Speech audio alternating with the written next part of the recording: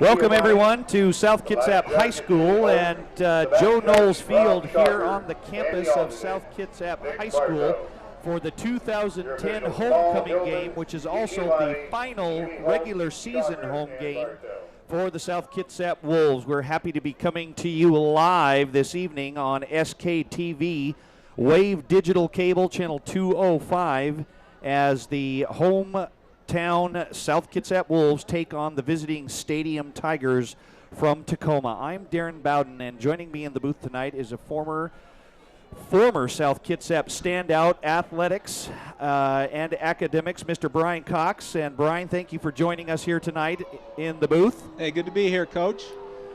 We're looking forward to a really good contest as the Stadium Tigers come running out onto the field here, as we have a really nice crowd coming in here tonight. Again, like we said, we always get a big crowd here at the homecoming game, and this is a big contest here tonight for the South Kitsap Wolves, who come in with an overall record of 2-5, but more importantly 1-4 in league, and the Wolves do have a shot at making it to the playoffs, as they will have to win out the regular season. They play Stadium tonight, obviously needing a win, and even more importantly, after tonight's outcome will be the outcome of next week's game, in which they travel to Silverdale and play the Central Kitsap Cougars for the final regular season game, and it is a must-win for the Wolves. So the Wolves have to win out in order to make the playoffs this year. Brian, tonight the Wolves are really looking to get on the winning side here after a nice win last week, getting head coach DJ Sigurdsson's 100th victory as football coach here at South Kitsap. And what do you think we'll see here tonight against Stadium? Well, I think Coach Sigurdsson's going to have his boys ready to play. It's an exciting night here for homecoming and senior night, and I look for South to come out and get on Stadium early. Look to put them away early and finish the season strong and make a playoff push. So this game is definitely going to be a big one, and pretty confident that they're going to come out on the right side of this one. A lot of talent on that Stadium Tigers side, as they've been playing very well this season, winning a few games here and there as well. But South Kitsap will need to win out in order to make the playoffs, as here come the Wolves for the final home game here, led by a lot of the seniors. It is senior night, final game here tonight. A big homecoming crowd, and just another great atmosphere. A beautiful evening here for football at Joe Knowles Field, as head coach DJ Sigurdsson comes out onto the field with the senior football players, who will all be captains here tonight. But a beautiful evening here, as we are seeing a brisk evening here tonight, but there was a little bit of rain in the forecast, but it's not supposed to hit until much later this evening. So as the rest of the Wolves come running out onto the field here at Joe Knowles Field. So South Kitsap really looking forward to gaining a victory here tonight. South Kitsap has struggled a little bit early on in the season. They had one victory, their first victory, against a visiting high school team from Vancouver, British Columbia. And then the Wolves went on an unfortunate losing streak, but got it all back last week, and they still have a chance to make the playoffs, which in a lot of ways is almost what it's all about. And if you are able to make it to the playoffs, anything can happen. And the Wolves have really fought through and struggled through injuries, losing a lot of key players, including even tonight getting a couple guys back. But big offensive lineman, number 52, a senior, Ricky Bloss, and is out tonight's contest, and also number 49, a running back, Michael Niner, is out once again as well. But anyways, the South Kitsap Wolves are looking to get on the winning column here, and then hopefully finish out next week with a win against Central Kitsap. But they're really hoping to sustain ball control, like you said earlier, Brian, and sort of mix it up a little bit with the run and the pass. Absolutely. I think you hit it on the head, Darren. They're looking to make a playoff push, and once you get in those playoffs, anything can happen. You run into some good teams, but if you're hot yourself, you can make a deep run, and I think that's the goal for this South Kitsap team. And I think that's where Coach Sigurdsson is planning to take his squad. So, again, I think we're looking for a strong performance out of them tonight. And you definitely don't want to look past this Stadium team as they have CK in their sights next week. But one game at a time at this point, and we're looking for just a fun night here on homecoming, and just a great time for these seniors to get one last game in here at Joe Knowles Field. So true, so true. As we are now getting ready, as the captains have come off after the coin flip, and the color guard for the NJROTC will now be taking the field, and the South Kitsap High School Band, under the direction of Mr. Gary Grams, will be performing the national anthem.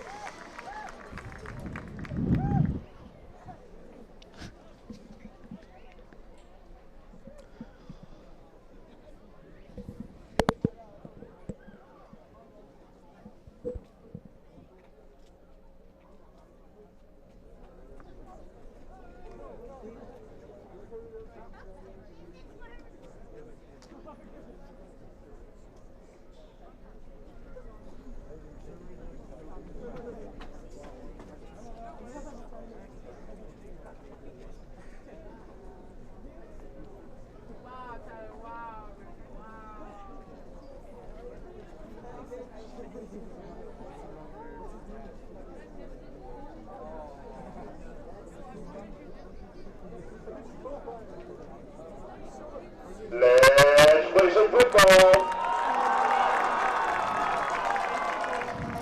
That was the color guard for the NJROTC from South Kitsap High School that just left the field after the South Kitsap High School band performed the national anthem, led by the director of the band, Mr. Gary Grams. As we're getting ready here for a beautiful night here of football. There's a full moon out tonight, but it's covered by a little bit of a haze of fog, but we'll see how it goes here as the South Kitsap Wolves will be kicking off to the Stadium Tigers to mark this last home football game of the season, which is also the homecoming game. So big game here tonight for both sides. South Kitsap, as we said earlier, coming into the contest with an overall record of 2-5 and a league mark of 1-4, and can still make the playoffs if they win out their last two games, including to tonight's contest. So Aaron Ladeau, the junior, the 6'3 junior for the Wolves, will be doing the kicking here tonight, as Stadium will send back two receivers, two backmen to receive the kickoff, as the Wolves will be looking to do some damage here on defense on their first series. So South Kitsap has come alive after last week's win over Mount Tahoma, 35-22 victory, as Ladeau kicks it deep, and the up back takes it at his 1 yard line. He's at the 10. He's trying to get out to the left-hand side, and he's going to be swarmed by a pack of Wolves down at the 10-yard line. They might give him his forward progress at the 12, but good coverage there by the Wolves on the kickoff. Well, I think that's a great start. You know, it's good to kick off and set a tone defensively and look to get that ball back and score on the first possession. So I think the Wolves are going to do a good job to get an early stop, get some momentum, and get that offense on the field. So South Kitsap will come out here on defense as Stadium will be led by their quarterback, number 18, Tyler Stumpf, who is a 6'3", 215-pound junior. As they come out, two backs, they send one man in motion to the far side of the field. They're going to hand the ball straight up the middle to the up back, who takes a quick dive, and he gets all the way to the 30-yard line. A big gain of about 18 yards. And just like that, Stadium catches South Kitsap off guard just a little bit here with that quick dive play. Yeah, not the way you want to start out the first play, DB, but looks like they need to cover up that middle a little bit better, which I'm sure they will. So Stadium with the big running play, getting all the way down to the South Kitsap 30-yard line here, just starting here the first quarter of play at the homecoming game. They're going to hand the ball off to the tailback, who gets a little bit, and he cuts back up the middle, taken down, almost fumbles the ball. Looked like he almost fumbled it there, but the ball carrier was number 28. Number 28, that's Kendall McNeil for Stadium, and another big running play. 20 yards all the way down near midfield. They're going to mark it at the 48-yard line. So a couple of big running plays, and Stadium is knocking on the door here. So they're coming under center here. Stumpf under center. Two men. Now they send, that's the tight end. That's J.P. Falk, who goes in motion. They're going to hand the ball off again, straight up the middle. Gets a little bit of blocking up front, as they're going to gain a couple on the play, and it'll be second down for Stadium. But I'll tell you what, BC, they've had some pretty good running plays here, but a lot of good blocking up front by that offensive line. Absolutely. I think one thing you can be sure of with Stadium is that they're going to have some good athletes. So South's going to have to definitely try to contain those athletes, but Stadium looks like they're off to a good start here. Stadium coming out here. It's going to be 2nd and 6. They need to get down just inside the 40-yard line of South Kitsap. Stumpf is looking over the defense. They send a man in motion. That's O'Laughlin. They're going to hand the ball off quick again. Once again at the, nice tackle by the Wolves there. That's number 81, Michael Powell. He comes up on number 20, John Collins, and takes him down, but not until Collins gets the first down. And I'll tell you what, that quick little dive play off the guard has been working for the Tigers so far. Boy, it sure has been effective, DB, that's for sure. We'd like to see those linebackers step up and close those gaps. Good blocking up front, creating a lot of space for the Tigers as they have a couple of, they're coming out with that formation once again. They're going to hand the ball off to, that's McNeil one more time. He gets to the outside. The ball comes loose and it's on the ground, but I think it's recovered by Stadium. Looked like number 54, Andrew Duchesne, and they did. The ball came loose. It was a nice run there by McNeil, but he tried to cut back up, and the ball came loose, but Duchesne was right there to fall on it, and it's going to be 2nd and 6. Boy, that would have been a big turnover for South. That would have been a huge turnover, a big turnaround right there, but the ball bounced Stadium's way as they're going to come out now. They're going to send out a wide receiver. That is number 2, Chase Hillis, to the far side of the field, and they're going to throw the little pitch out to Collins one more time. No, that's McNeil, gets to the outside, and he's going, taken out by Chris Hutcherson. Kendall McNeil got to the outside. Nice seal block there by the left tackle, and McNeil gets all the way down to about the 14-yard line, and Stadium is just running rampant here on their first offensive series. Boy, this is an impressive drive. They haven't thrown the ball one time. They're looking to establish the run early, and, man, they've done a nice job. Good blocking up front by the Stadium offensive line as the Wolves are Chase Hillis is spread to the near side. They're going to hand the ball off. It's fumbled once again, but they get it back. Oh, that was almost another big break there for the Wolves. They almost had it there. The tailback, that was number 20, John Collins. He fumbled the ball right when he got the handoff, but was able to fall right down on it. Doesn't get past the original line of scrimmage where it's going to be 2nd and 10 for Stadium. A beautiful night here. Now we're getting quite a big crowd once again on the homecoming game. Final home game of the season as Stadium comes out. Once again, they come out. They're going to send a man in motion, and they're going to hand the ball off to Collins this time. He goes off left guard, and he inches his way forward. Gets down near the 10-yard line. We're going to spot it just outside between the 10 and the 11. But the Stadium Tigers can get a first down. They need to get down to the 4-yard line. Where if they do that, they'll have 4 more downs. But Stadium is doing a nice job here of sustaining ball control. We're going to see a pass here, DB? I don't know what we're going to do. That running game looks like it's working pretty well. They've got 3 wide receivers all in close, and they're going to get out to the outside block. That's McNeil, and he just puts his head down, and he barrels his way forward, and I think he's going to have a first down. He's going to get just inside the 4-yard line. I think he's going to have it where they're spotting it, and they will, and it's going to be 4-down territory at least right here, and Stadium's going to have a first and goal at about the South Kitsap 3-yard line. South's got to be thinking to hold them to a field goal here. Stadium doing a nice job here. They started deep in their own territory in a couple of big running plays. They've run the ball the entire time. Not one pass play yet, but they're going to send Chase Hillis to the far side as they've got they're going to send a man in motion. They're going to hand the ball, and it's going to be just a quarterback keeper, and he keeps it and goes in for the touchdown. Tyler Stump with the 3-yard touchdown run, and just like that, Stadium is on the board. Wow.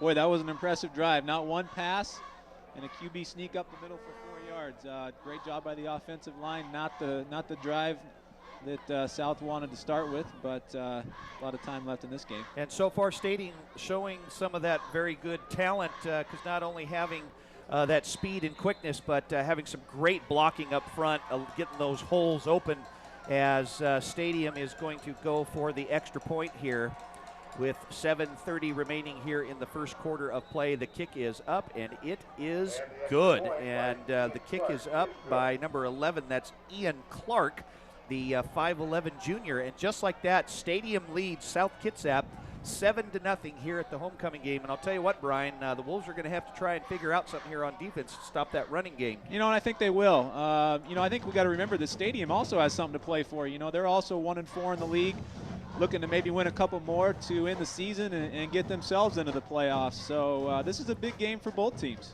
Definitely. South not the only one trying to vie for one of those final playoff spots, but other teams as well. And Stadium coming out, knocking on the door first and getting into the end zone, leading South Kitsap 7-0 here. But like we said earlier, there's a lot of football left, and one of the things that South Kitsap is well noted for is wearing teams down over 4 quarters of play, because as we know, there's 4 quarters in a game, not just one. That is true. There is 4 quarters in a game, DB, and I think that South will wear them down and respond with a nice drive of their own. So Stadium getting ready to kick off here, and as always, back to receive the dangerous tandem of Chris Hutcherson and Isaiah Davis, who both you give them that ball in a little bit of room, and they could easily break it loose as they're going to try and kick it down a little bit lower, and it's going to be fielded by Chris Hutcherson, but it is not.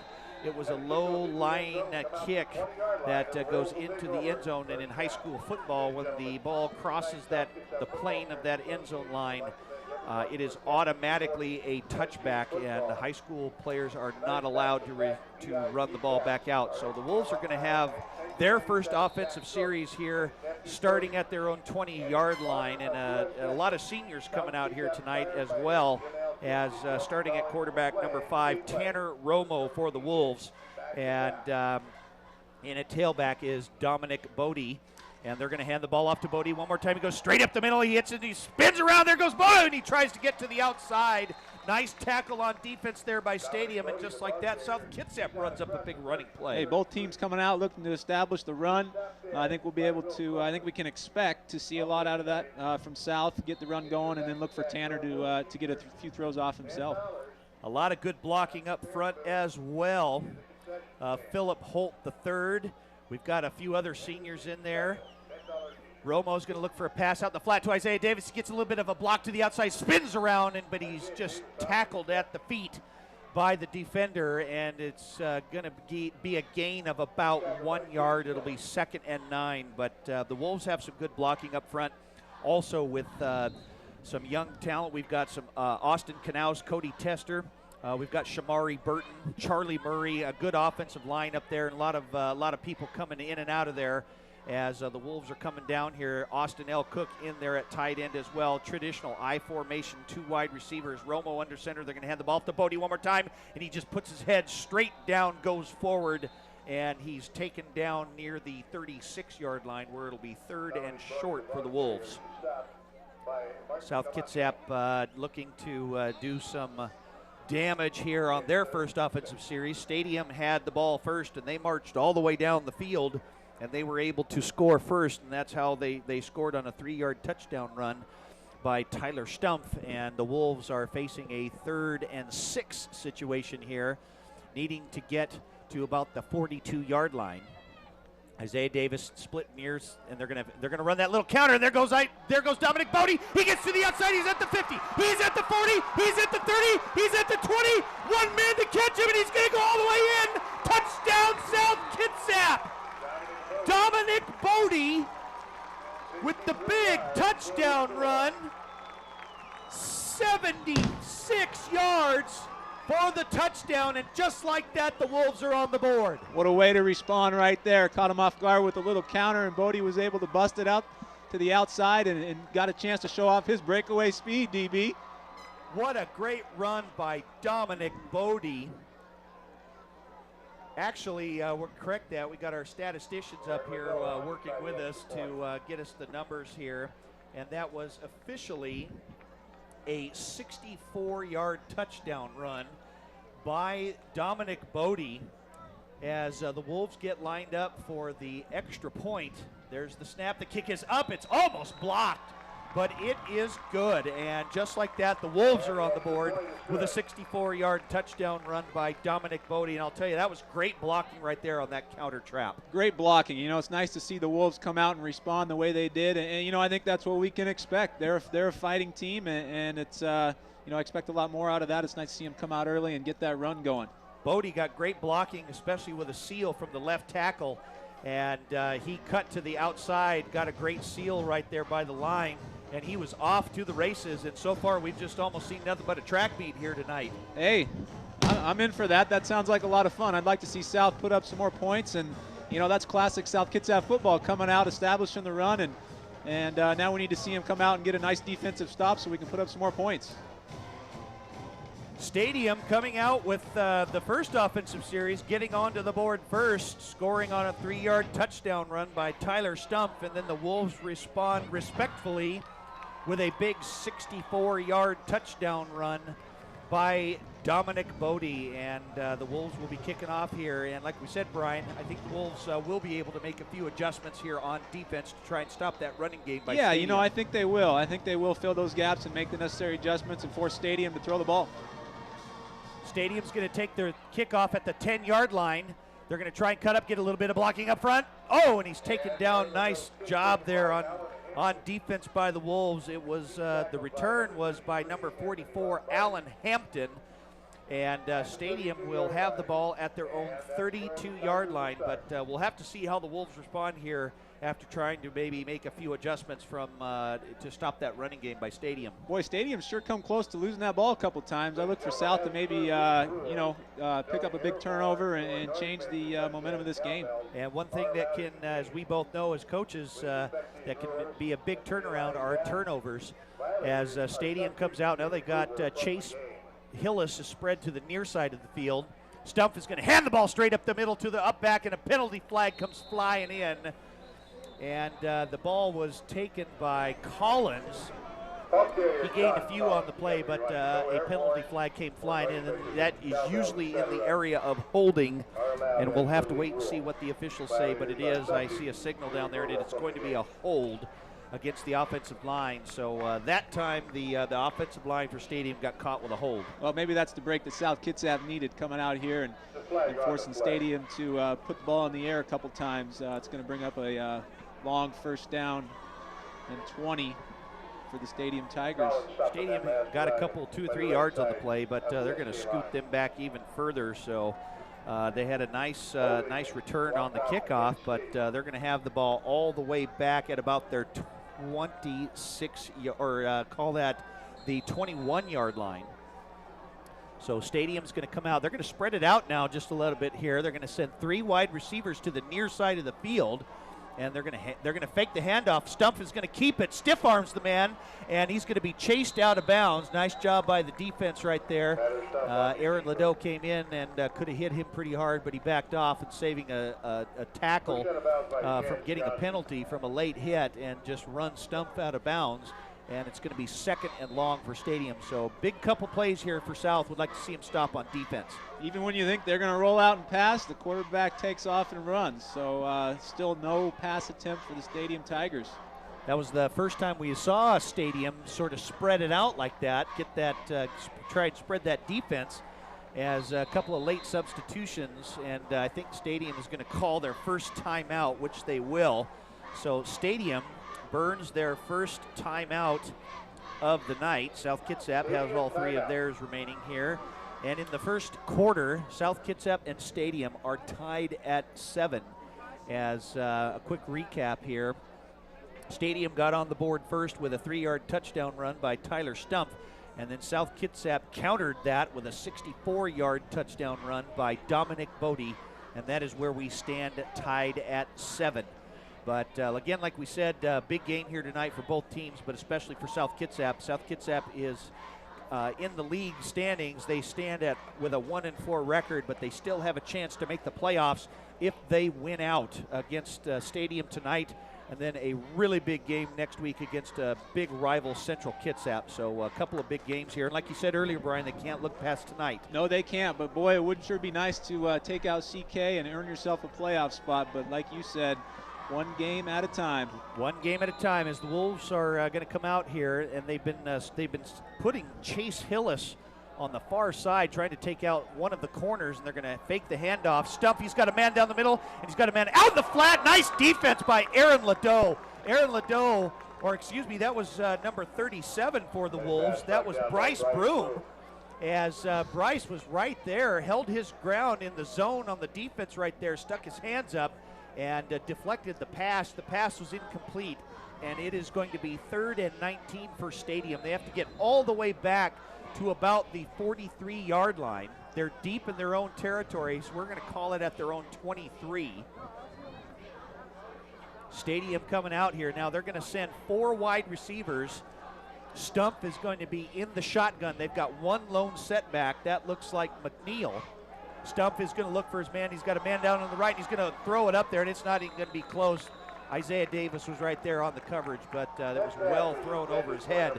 And just like that, Stadium is down and out. A good defensive stop there by the Wolves. Great, decent defensive stop. And I think what we see there is when Stadium's forced into throwing the ball, advantage South Kitsap. So way to step up. We'll take the penalty and get the ball back.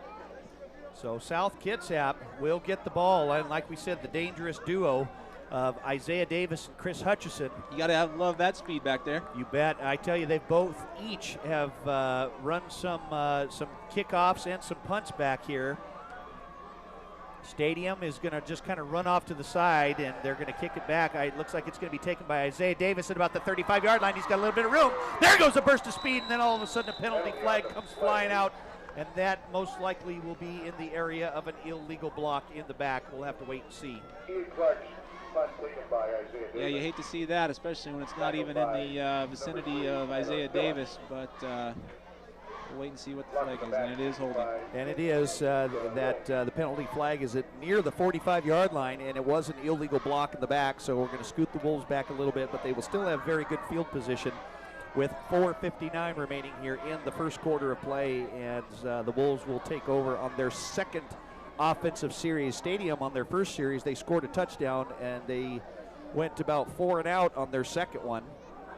But South Kitsap will have the ball at their own 34-yard line. So South Kitsap is going to come out here. They look like they have a little extra stride in their step there, as Michael Powell is going to be split to the far side of the field. This time the Wolves are going to come in here. Eddie Meisner is in it at fullback. Dominic Bodie is in at tailback.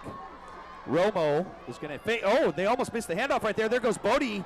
He gets a little bit. Romo looked like when he turned around that Bodie was just a little bit far outside, almost a miscommunication.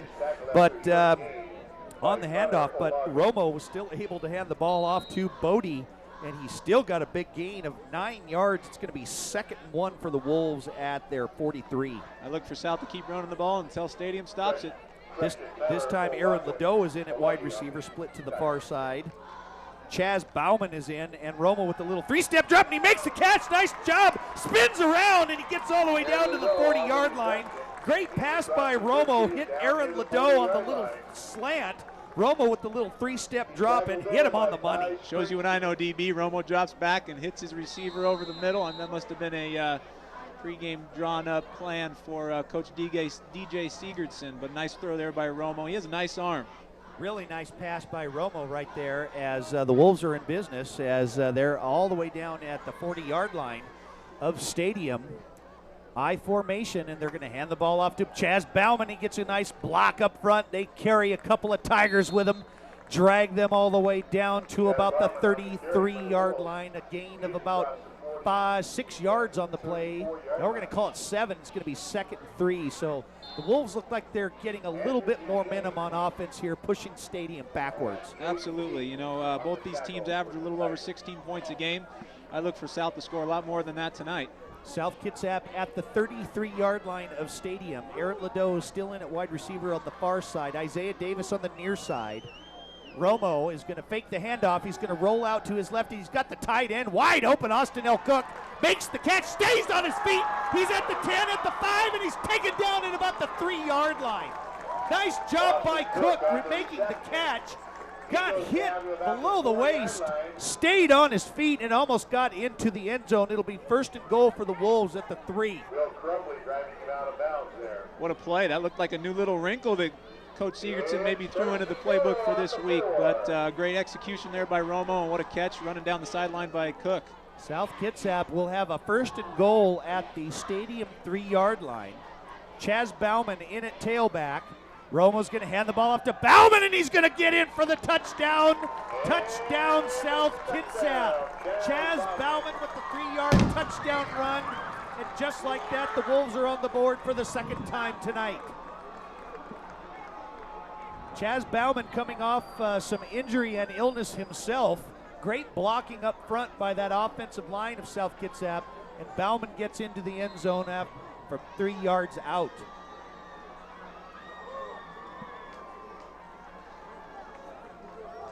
.255 remaining here in the contest. Aaron Ladeau comes back out as we're going to have a stoppage of play here. The officials blowing their whistle, little minor equipment timeout here as we're back in play once again. Chaz Bauman with the 3-yard touchdown run, putting the Wolves on the board, giving them the lead. The kick is up, and it is good. And just like that, South Kitsap now leads Stadium 14-7 here tonight at the homecoming game and the final home regular season game, as now you can start to see a little bit of a momentum swing here go to the way of South Kitsap. Absolutely. I think South Kitsap completely has the momentum, and one thing to keep in mind, South Kitsap has been battled with the injury bug this season, and it looks like they have a lot of their players back and are healthy. And what a night to get them all back, and just a great drive there by Tanner Romo in the offense, and great stop by the defense to get the ball back to him. So we'd like to see that again.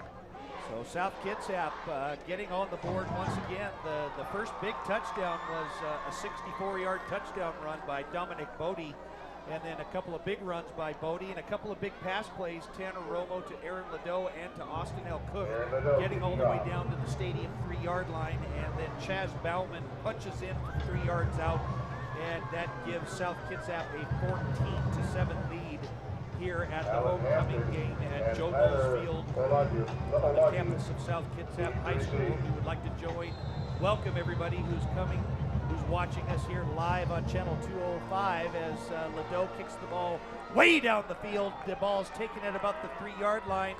That was by Tyler Olagi. He gets a little bit of blocking up front, but gets back to the original 20-yard line.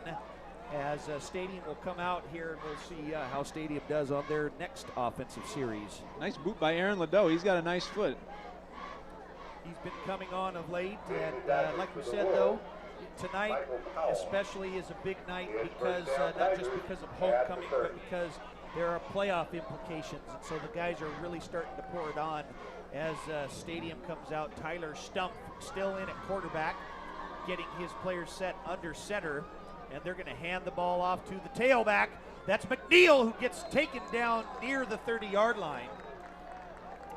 Nice run by, that was Kendall McNeil, number 28 for Stadium, who's done a great job here tonight as well, as Stadium gets a big gain on the play of about 7 yards, and it's going to be 2nd and 3 for Stadium. And just like that, Brian, Stadium just comes up with a big running play to get him back in here. Yeah, you know, I think this is one of the great times of this year. It's playoff football. This may not be a playoff game, but it sure does, like you said, have implications. Stump is going to pitch the ball out to McNeil, and he tries to get off left guard, and he bounces off and stays on his feet, staggers his way forward. Nice run by McNeil, hard to be taken down, and he gets past the 35. We're going to call it the 37-yard line. The Stadium will have a first down. Boy, he is just bulldozing our Wolves right now. Good athlete, number 28 for Stadium, breaking to the outside, but South Kitsap is still searching for that answer on how to shut down the Stadium running game. Showing a lot of good balance there as well, as Stadium's going to have a 1st and 10. We're going to call it the 37-yard line. Actually, we're going to call it the 38.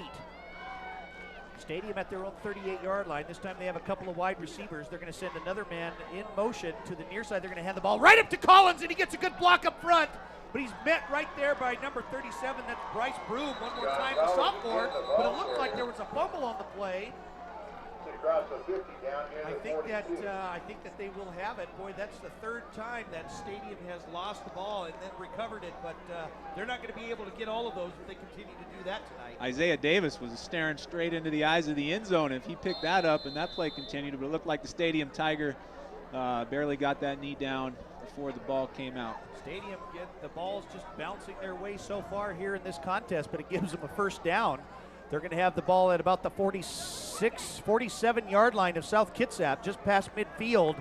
Stump, it's not going to happen. They were handing the ball off to McNeil, but it's going to be dead. That's usually in the area of an illegal motion.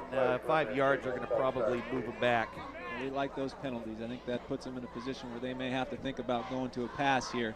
That run sure has been effective.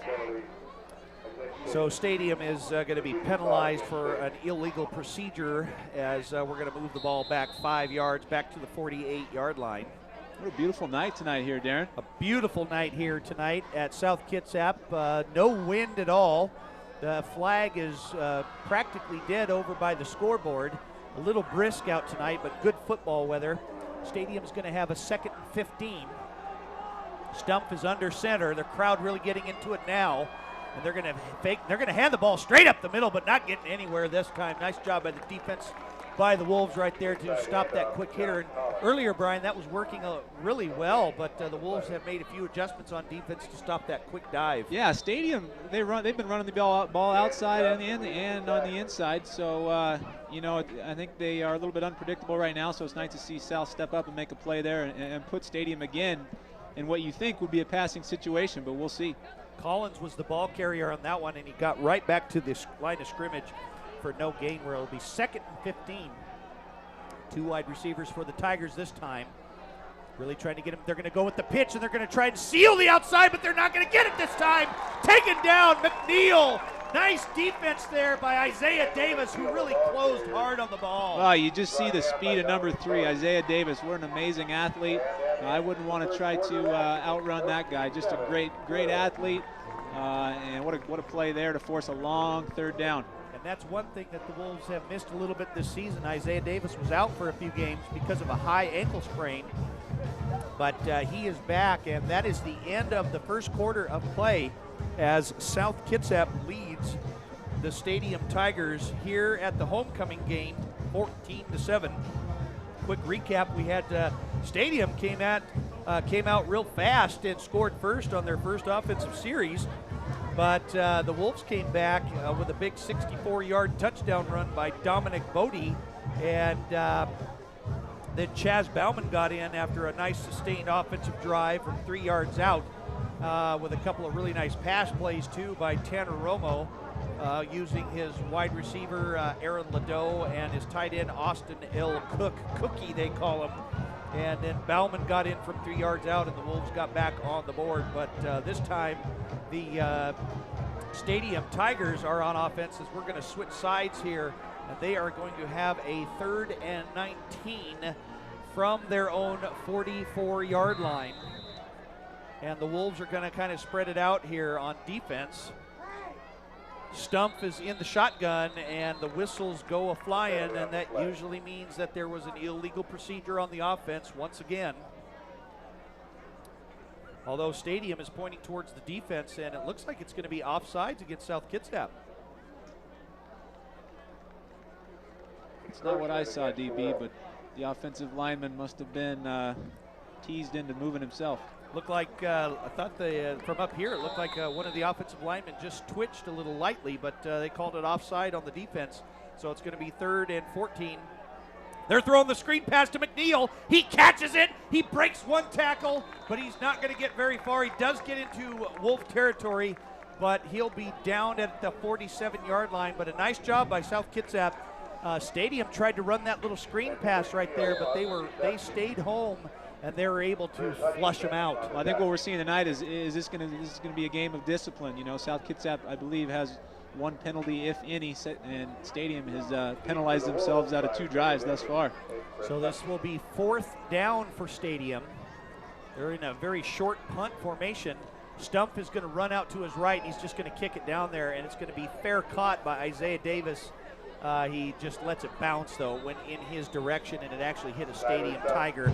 So the ball is going to be down just inside the 20. We're going to call it the 21-yard line, where the Wolves are going to take over again on offense.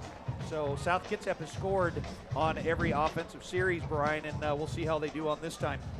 I have a hard time believing Stadium is going to be able to stop them right now. They have a good balance of run, and Romo's doing a nice job when they throw the pass around.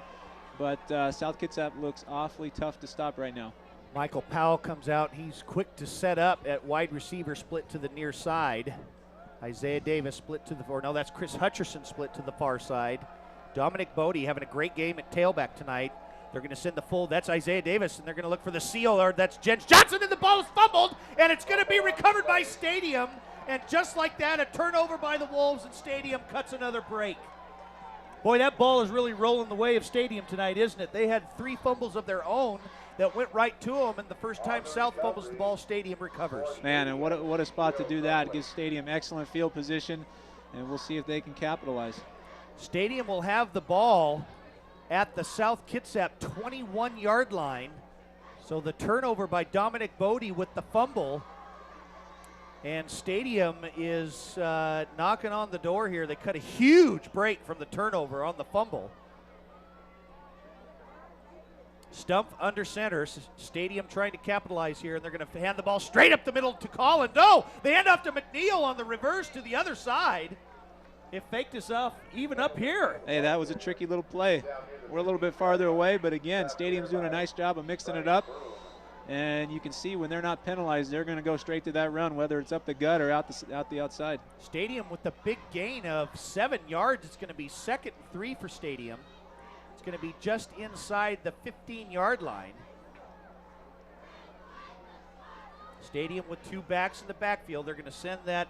They're going to move Falk, the tight end, in position. And here comes a penalty flag, and the defense is applauding, saying that it's going to go against Stadium. Looks like there was a little bit of movement up front, and scoot them back another 5 yards. So instead of 2nd and 3, it's going to be 2nd and 8 for the Tigers. What a drive killer those flags can be. Stadium with a huge break here. South Kitsap at the start after switching ends at the quarter. And their fumble by Dominic Bodie was recovered by Stadium as they're trying to knock on the door here. Near the 20-yard line, they're at the 19. They hand the ball off to the tailback. He goes off right guard. Not much on the play. Looked like that was Collins on the carry, as the Wolves' defensive line was there to stop. He might have gotten a couple on the play, and it's going to be 3rd and we're going to call it 5 yards. They have to get down to about the 11-yard line. I'm guessing this is 4-down territory, DB, so I'd look for them to come out here and run the ball again. I would think so, as McNeil is in the backfield now once again. They're going to send a man in motion to the near side. Stump is going to just pitch the ball to McNeil, looking for a key block. He gets to the outside. Oh, he tries to hurdle over a man, but he will have the first down. Nice run by McNeil. He looked like he would have been taken low at the feet, and he just hurdled right over the defender, and he was able to kind of roll forward, gets down. We're going to call that the 7-yard line, 8-yard line. And it's going to be 1st and goal for Stadium. So Stadium is knocking on the door. He sure does do a good job of keeping those legs pumping, and he sure finds those holes and hits them hard. So Stadium sends Chase Hillis to the far side of the field. They're going to send a man in motion. That is O'Loughlin. They're going to hand the ball off to McNeil, and he slips and falls. And it looked like he fumbled the ball. And I think the Wolves say that they have it, and they do. A huge turnover by Stadium. They had a 1st and goal at the 8-yard line of South Kitsap. McNeil slipped and fell, and it's going to be a 1st down for the Wolves at their own 9-yard line. So right there, the Wolves get one back. Huge swing in momentum right there, DB. I'm glad that the Wolves were able to come up with a big play of their own, so that turnover didn't cost them. And we'll see what they can do here deep in their own territory. South Kitsap turned the ball over, and they just get the ball back. So they're going to have a 1st and 10 at their own 9-yard line. 8:55 remaining. They're going to hand the ball off to Dominic Bodie one more time. He inches his way forward. He's going to gain about 4 on the play. It's going to be 2nd down for the Wolves. 2nd and 6 for the Wolves. Call it 5. It'll be 2nd and 5. Eddie Meisner now in at fullback. So he gets down to the 15-yard line. Sure would be nice to see South come out and sustain a drive of 5 to 8 minutes and take a big lead into the half. They're going to hand the ball straight off to Jens Johnson, but Johnson goes nowhere, and a penalty flag comes flying in. And that is usually in the area of holding as well. The penalty flag lying down on the field at about the 15-yard line. I would imagine that that's going to be a very, very big break for Stadium, as the Wolves were trying to kind of punch out deep from their own territory.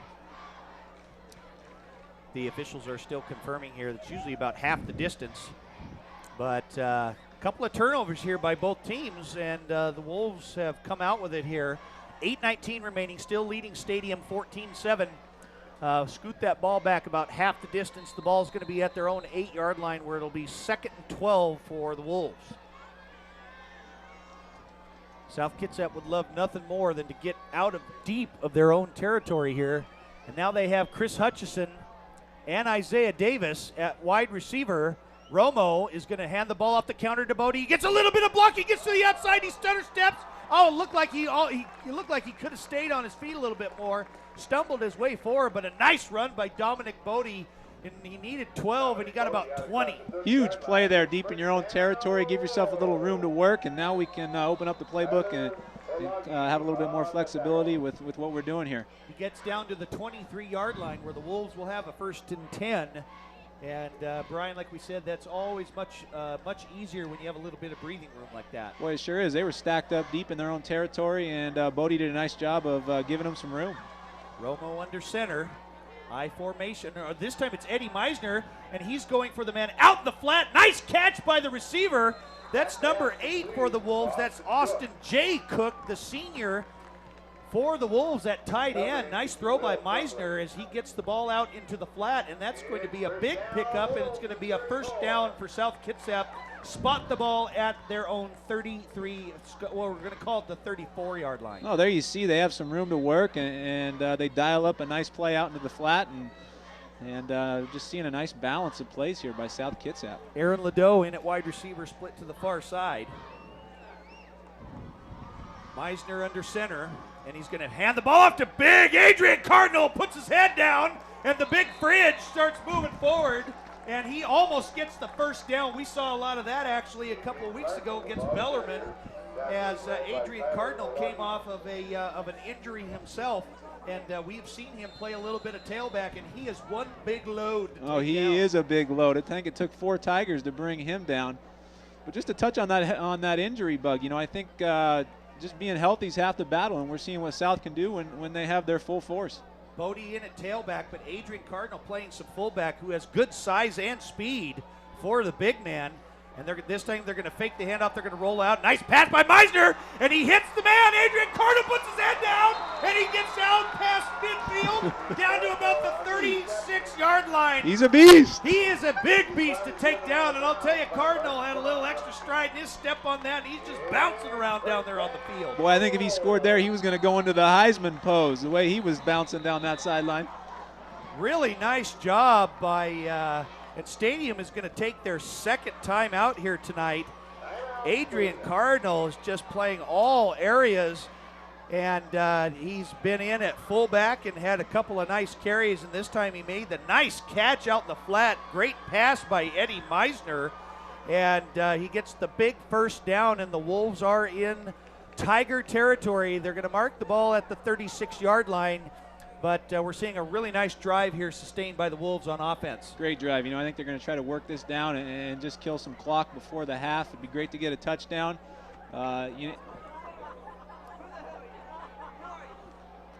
They've got the replay coming on here. Great blocking up front, and he was wide open. Look at Cardinal make the catch right there. Stumbled a little bit, put his head down, hangs on to the ball. And he's been running really tough, I'll tell you, especially for yards after the catch. So Cardinal doing a nice job here. And you know what, though, all the players are playing very well, but you got to just think that the seniors probably have a little bit extra going on, being their last home football game. No, sure they do. I think with senior night and as well as homecoming, you couldn't ask for a better environment for these kids to come out and play in front of their home crowd. So the Wolves are going to come out. Stadium burns their second timeout. Meisner under center once again. They're going to hand the ball on and fake it. Meisner's just going to keep it low. He looks to fake the pass. He did a nice job. He faked this out up here as well, and he faked the handoff, rolled to his right. Looked like he was going to run, pulled back, looked like he was going to flip the ball, tucked it under, and then just kept running as he got about for all you Tim Florida Tebow-esque right Gator there. fans. And he gained about 1 on the play. But Meisner's doing a nice job on this drive with this offense. Meisner was able to get 1 yard. It's going to be 2nd and 9 at the Stadium 34-yard line. Meisner's going to give the handoff to Bodie one more time. He cuts up one more time. Goes straight off to the track down to the 10. Nice job by Dominic Bodie, and he was taken down from behind by number 83's Jordan Phillips, who caught him from behind, but not until Bodie was able to get down all the way to the 10, where it will be 1st and goal for the Wolves. Great job of blocking up front by the Wolves, and I think you get a chance to see what Bodie's capable of. Makes a nice cut back to the middle, and here we have 1st and goal at the 10-yard line. Bodie's in at tailback, but we see Adrian Cardinal in at fullback. We'll see if he might get that quick hit right up the middle. Meisner's going to hand the ball off to Bodie. He gets to the outside. Bodie's going to get in for the touchdown. Touchdown, Dominic Bodie, 10 yards out. And with 5:23 remaining here in the first half, the Wolves are on the board again. Oh, they come back and put up 21 unanswered points to take a 2-touchdown lead. A little over 5 minutes left in the second quarter. Just a great job by South, and I think we're seeing what homecoming and senior night's all about. These boys are fired up and ready to play. A lot of great blocking up front by that offensive line for the Wolves, creating some open holes for those running backs. But the running backs are doing a great job of getting a lot of yards on their own as well. So a good combo coming on here as the Wolves are going to line up for the extra point. A big, big game here tonight. South Kitsap needing a win here to advance next week. The kick is up, and it is good. And with 5:23 remaining here in the first half, South Kitsap now leads Stadium 21-7. But Brian, like we said, the Wolves are really starting to come alive here on their last couple of offensive series. Absolutely. You know, I think from a coaching perspective, with 5 minutes left and 3 timeouts for the Wolves, if they can get a quick stop and get that ball back, we may be able to put some more points up on the board before the half. But just a great job by South, both defensively and offensively. I think Stadium's backs are against the wall, and they don't know what's going to be running for South Kitsap's offense. They're doing a great job of balancing it out. So South Kitsap with a 10-yard touchdown run. This is Dominic Bodie's second touchdown of tonight. For tonight, the first touchdown he had earlier was a big 64-yard scamper down the sideline, and that was the Wolves' first score. Chaz Bauman got in from 3 yards out for the second touchdown, and Bodie now gets in from 10 yards out, and the Wolves lead 21-7 here.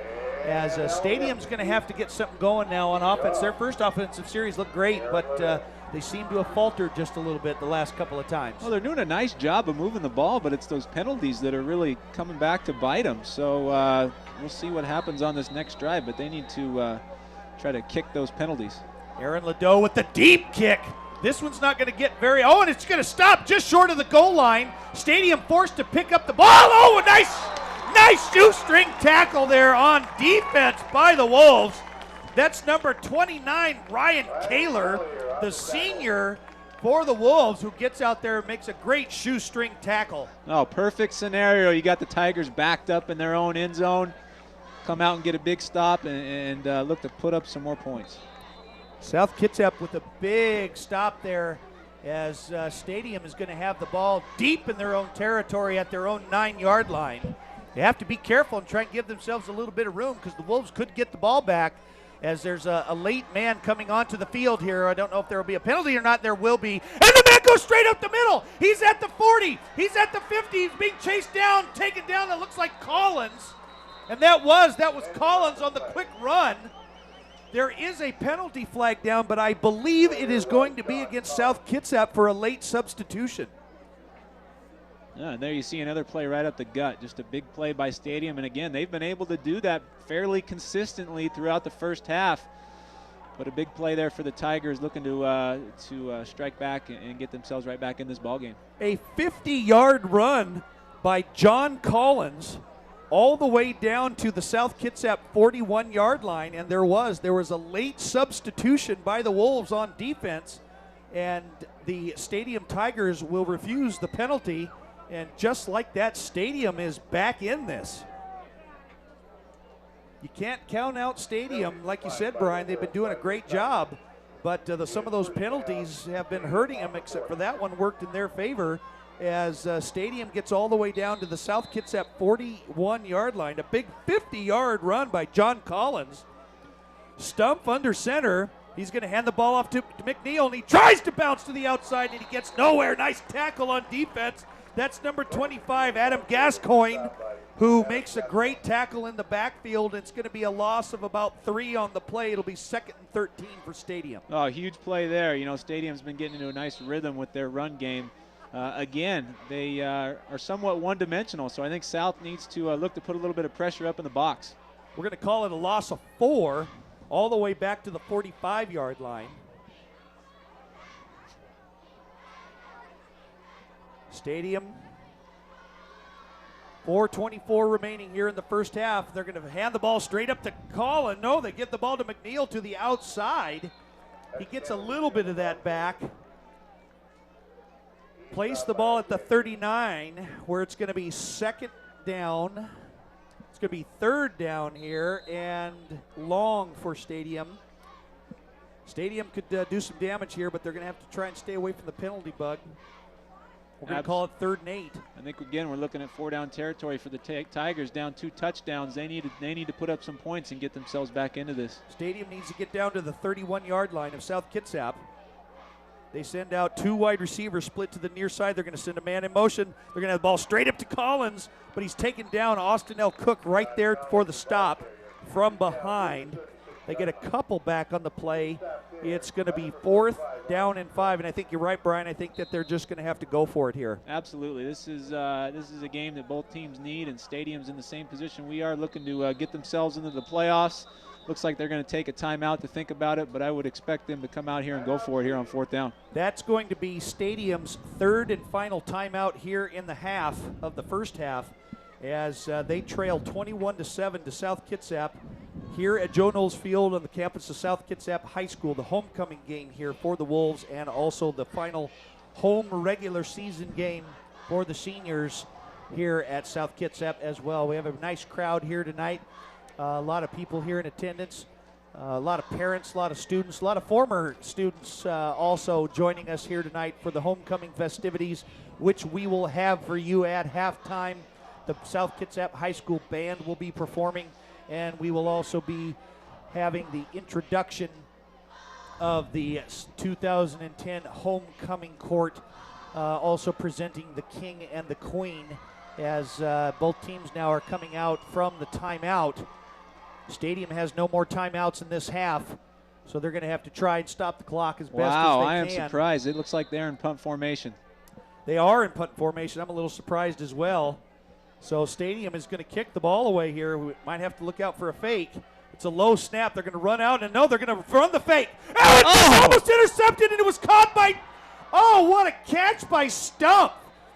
The defender for the Wolves was right there. I thought he was going to intercept it. Stump still made the catch, and he's able to get inside for the first down. What a gutsy call by Stadium, but they got the first. Oh, gutsy call, a great call. Again, they need to put up some points, but what a catch, a shoestring catch. It looked like South Kitsap was going to be able to knock that ball down, but Stadium was able to corral it and then move the ball down, and now they're knocking on the door. Ian Clark rolled out to his right like we've been seeing them punt a little bit here, stopped and threw it back to his left to the quarterback, who made a nice catch, as Stump is going to hand the ball off to McNeil one more time. He gets a little bit of blocking, stays on his feet, punches forward, but he's still not taken down.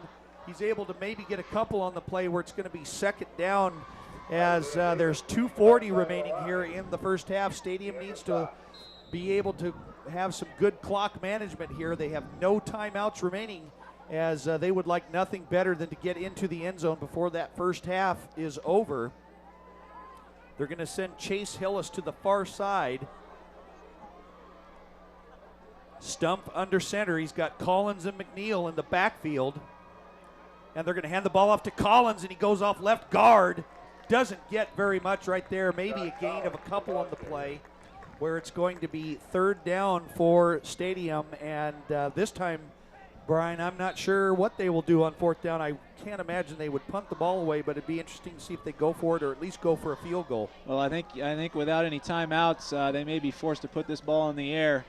Great job of South by limiting the run and forcing them into a 3rd down and 6, it looks like here, with under 2 minutes to play in the first half.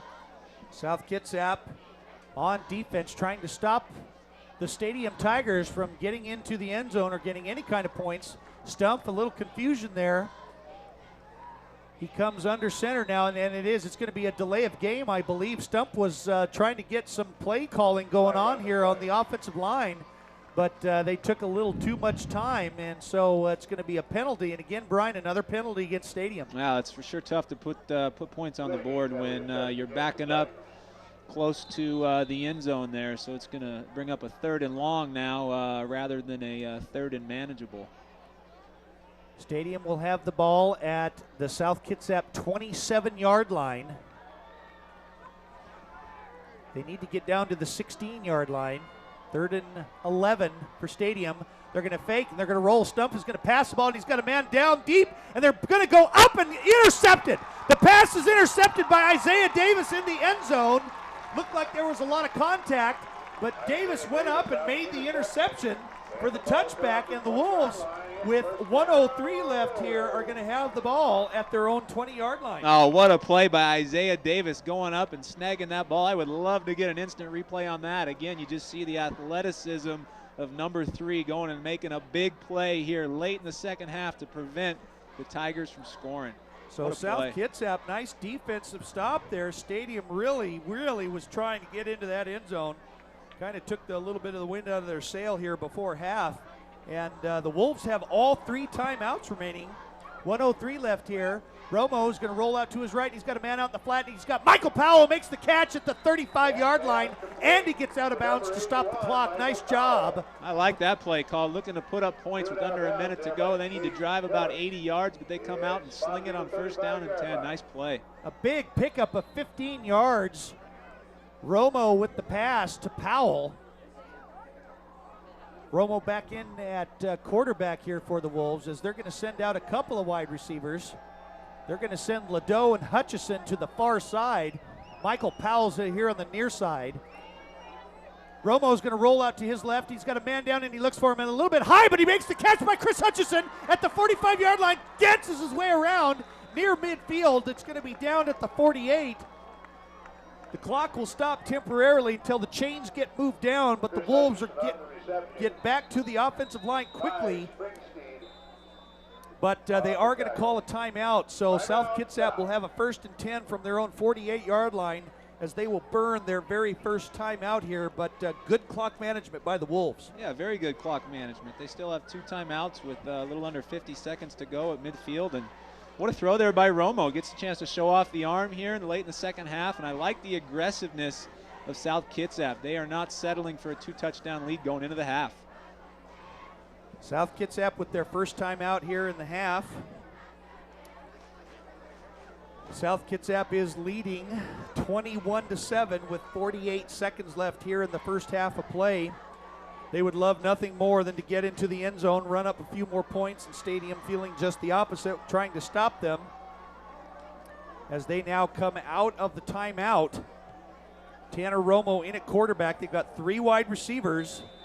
The duo, or the trio of Hutchison, Davis, and Powell. Romo's going to drop back, roll to his right. He's got a man flushed out of the pocket. He tucks it under his arm, and he starts to run, and he's taken down. He's going to have, he maybe gained 1 on the play. They're going to stop it. I think they're going to call another timeout. South is going to burn their second timeout. Romo was flushed out of the pocket, rolled to his right. There was a Stadium defender right there. He had to tuck it under his arm and run, and he fell forward after he was tackled. He gained 1 on the play down to the 49-yard line. Oh, good effort by Romo there, rolling out, looking for his receivers down the field. Again, it's nice to have these timeouts late in the second half so they can go back to the playbook and figure out what they want to do here at midfield. South Kitsap burns their second timeout with 40 seconds remaining, leading Stadium 21-7. I'd like to see a trick play, DB. What do they got in store? They've got all kinds of weapons out there, but Stadium's going to have to watch out for the wide receiver trio. But they also have to watch out for the running back, Dominic Bodie, who's had a great night tonight. Eddie Meisner is in at fullback, but he can also throw the ball. Romo is going to drop back, roll to his left, and he's going to look down. He's got a man down the middle. Isaiah Davis, the pass is incomplete. It was almost intercepted by Stadium.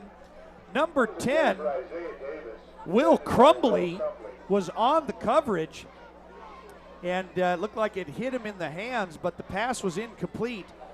It does stop the clock with 34 seconds, where it's going to be 3rd and 9 for South Kitsap at their own 49-yard line. Oh, nice job of Isaiah Davis. That was a clean, crisp route, and Romo was just a hair late on that pass, but awfully close. South Kitsap with a 3rd and long.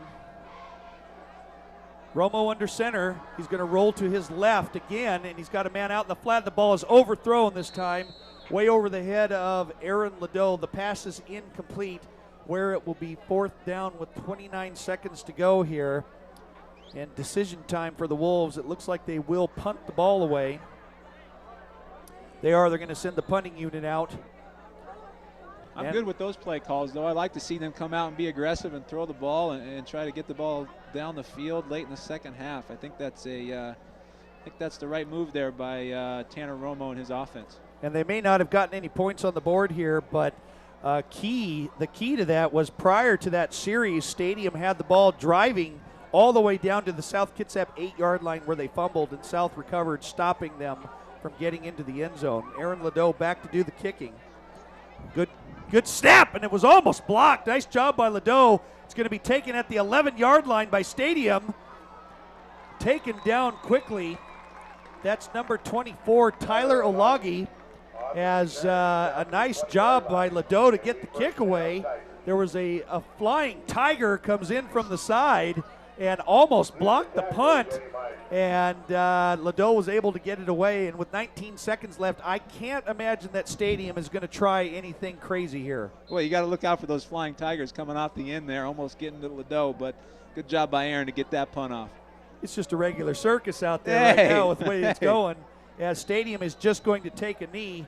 Stump just takes a knee, and they're going to let the clock tick down here. And that's probably the wise move this late. South Kitsap is going to head into halftime with a 21-7 lead over Stadium here at the homecoming game, and maybe more importantly, the final home game for the seniors here at South Kitsap High School, as everybody's going off the field right now. So a great game here tonight, as we're going to have some halftime performances here at the homecoming game. We're going to see the South Kitsap High School marching band perform.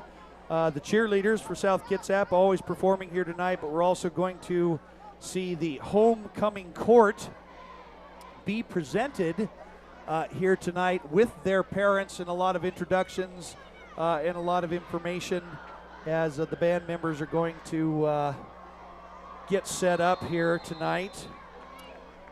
South Kitsap with this 21-7 lead, as we're going to have our halftime facilities being set up here for homecoming. I think you obviously got to give the edge to South there in the first half. Stadium comes out and has a great drive to start it off, and then South rips off 21 unanswered points. And, South's going to get the ball to start in the second half. But a nice job by South to settle in. And I think they did a nice job of, stopping the run. But, again, Stadium was just struggling with those penalties. So I'm sure that'll be a point of emphasis for the head coach of the Tigers. Stadium doing a nice job here in the first half with getting on the board first, but the Wolves have taken over since, as scoring 3 times here, a couple of touchdowns, one by Chaz Bauman and 2 by Dominic Bodie, as the Wolves stopped Stadium. Stadium had a 1st and goal at the South Kitsap 8-yard line, but they fumbled, and the Wolves finally got a break and recovered the fumble. They were on the move, trying to get some points on the board before halftime, but they weren't able to get in, and they go into halftime with a 21-7 lead.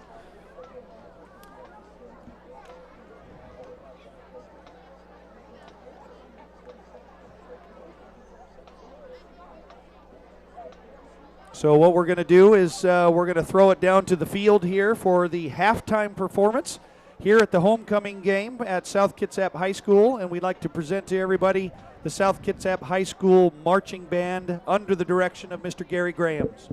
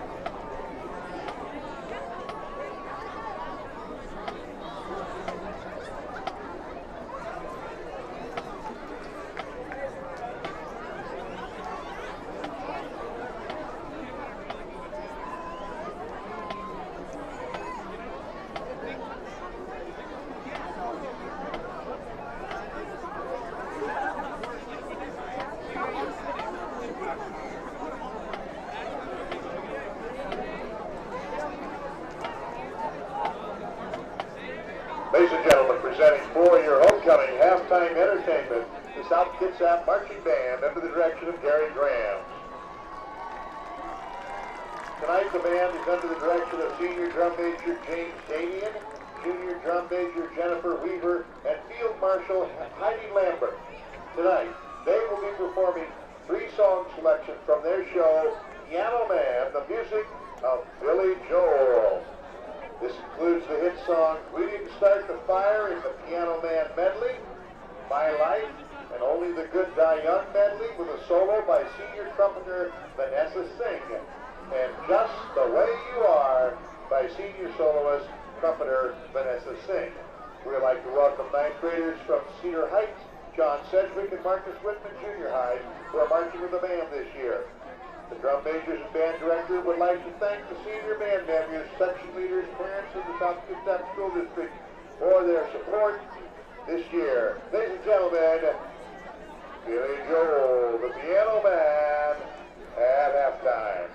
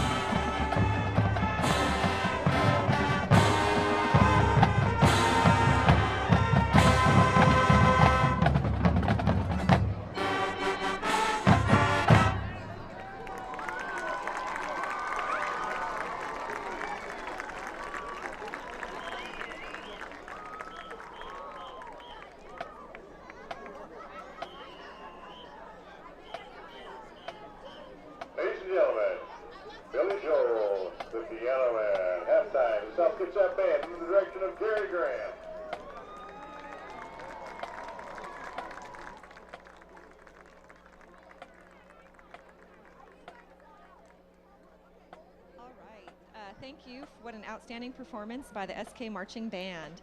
And now it's time for the introduction of the Homecoming Court for 2010.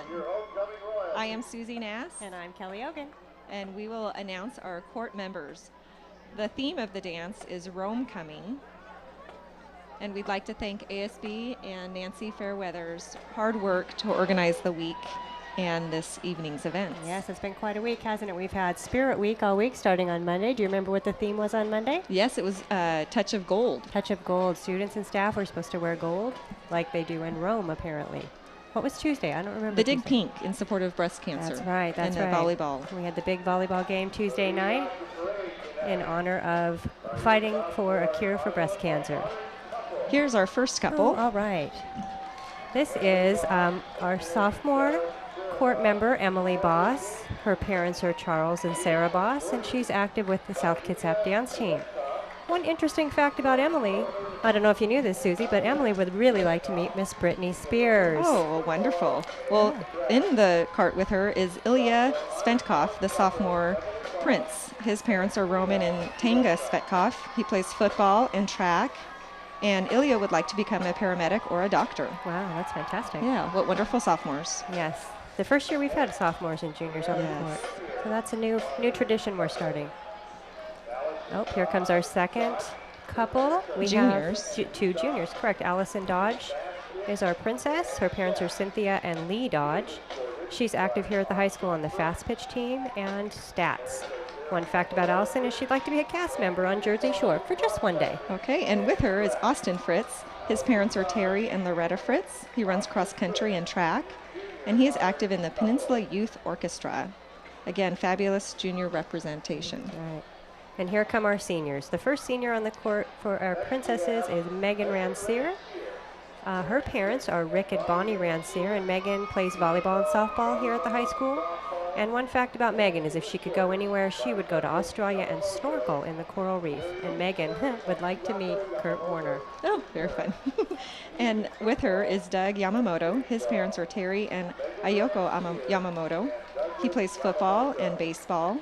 If Doug could meet one person, it would be Taylor Mays, and he wants to be a sports anchor on SportsCenter and go to Denali National Park. Ooh, that's really fun. Okay, here comes the next group. Princess is Riley Dobbs. Her parents are Joshua and Colleen Morton. She plays soccer, track here at the high school, soccer and track, pardon me, here at the high school, and she's part of ASB. One fact about Riley is she had a very embarrassing moment recently when she locked her keys in her car, and if she could be on any TV show, it would be Amazing Race. And with her is Greg Sevilla, going a little crazy on that part. His parents are Fritz and Marides Sevilla. He plays tennis and basketball. Oh, and here's another one. Mandy Sue Murphy is next, and her parents are Brendan and Michelle Murphy. She is active in ASB and WTV and the South Kitsap Band. Mandy wants to be she wants to marry a rock star and join his band. If she could be on any TV show, she would be that girl on WTV that does the great puns. Okay, and that was Javier Scott. Okay, and here we have Skylar Gailey.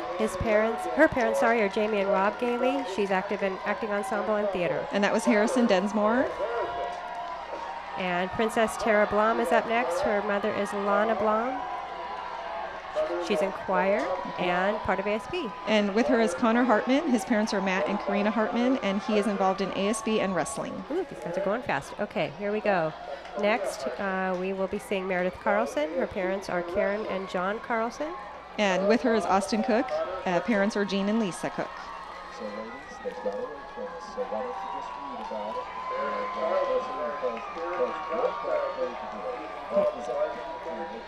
and Next is Billy Ray McDonald. And Cameron Pilkington. And there we have Ashley Becker. Well, these kids are driving. They're really fast. Maybe they need to take driver's ed again. Whoopsie daisy. Okay, and then we have Kelsey Callahan, parents Denise and John Callahan. And she was with Isaiah Davis. Oh, there they are, right there. And his parents are Stephen and Sheila Davis. One of the people who got off ahead of us was Charlie Murray earlier. Okay. And so there is Kelsey and Isaiah Davis. They both are active athletes as well as student scholars. Coming up in just a minute, we'll see our 2010 King and Queen. And that is actually Isaiah's dad, because Isaiah is playing football. That's right. Okay, here we go for the king and queen. There she is. That's our queen, Erica Carlson. Parents Karen and Chris Carlson. She's a varsity cheer captain, and she's danced at Just for Kicks. She'd like to go to Italy someday, she says. Oh, wonderful. With her is actually Megan Johnson, the mother of our king, Jens Johnson. Jens plays football and also swims. And his mother, like I said, was Megan Johnson, and father is Norby Johnson. And if Jens could be a cast member on a TV show, it'd be Bailey on Cash Cab. And he'd like to also go to Greece. So, again, what great representation from the senior class. Yes, very great group of kids, very strong scholars and leaders in the school. Very proud to see them get honored in this way. Yes. And in this process, they are nominated by their peers, their senior peers. And then staff participate in the selection. But then ultimately, for king and queen, it is the seniors and juniors who decide and cast a vote for who they would like to see as king and queen. And Jens and Erica were the ones that were selected. That's a real testament to their leadership here at the high school. Yes, what a great, it is. great group. And there's the fans and the parents cheering them on this cold, chilly night. Good for them. So hopefully we'll emerge victorious from this game, and they will have a great time at the dance tomorrow night with the theme of Rome coming. Yes. What a Hence the laurels around the... Yes, and look at those gladiators. Yes, yeah. Well, we hope you enjoyed the halftime festivities. We sure did. Stay with us here on SKTV. Darren and Brian will be back in just a few minutes with the second half. And have a good night. Yep, we're signing off. Thank you.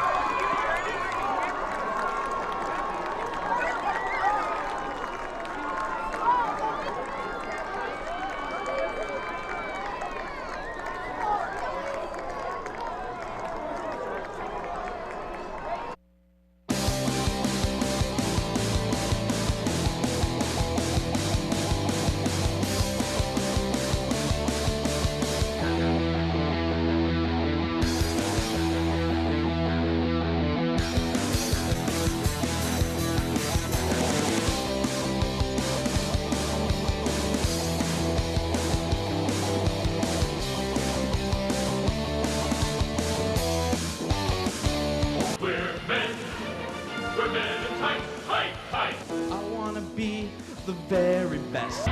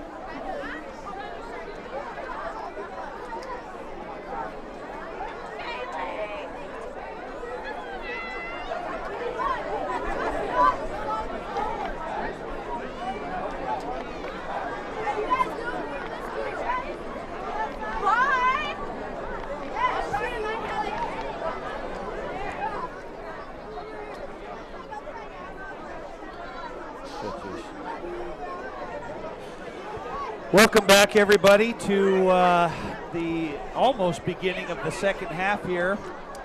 Thank you to everybody for the halftime and homecoming festivities here at South Kitsap High School. We got to see the South Kitsap High School marching band perform. And thanks to the assistance of Kelly Ogan and Susie Nass, who helped read off the names of the homecoming court, helping make this homecoming a very big success, as both teams have come back out onto the field as South Kitsap leads Stadium 21-7 here at halftime. Just a quick recap of the first half. Stadium got on the board first with a touchdown run by Kendall McNeil, or excuse me, Tyler Stump was able to get in for 3 yards out.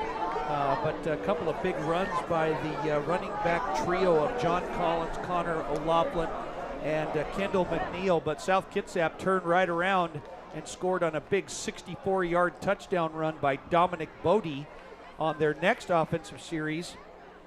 Chaz Bauman gets into the end zone from 3 yards out, putting them up 14-7.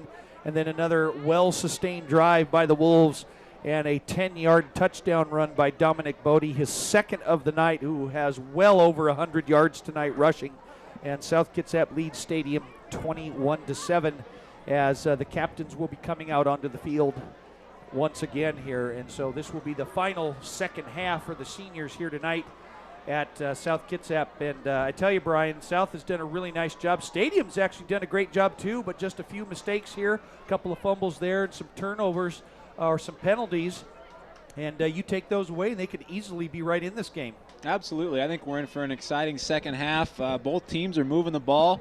South has just been a little bit more disciplined in finishing off drives, so I think that's why we see a 21-7 South Kitsap lead. But Stadium's done a nice job themselves in moving the ball, and they just need to get a few stops if they want to get themselves back in this game. But I expect South to come out and move that football down the field. Again, a nice job in the first half of balancing the run and the pass, and I think Stadium's a little bit on their heels coming into the second half. Stadium has done a good job, but and early on in Stadium's first drive before they scored the touchdown, they fumbled the ball 3 times but recovered it each time.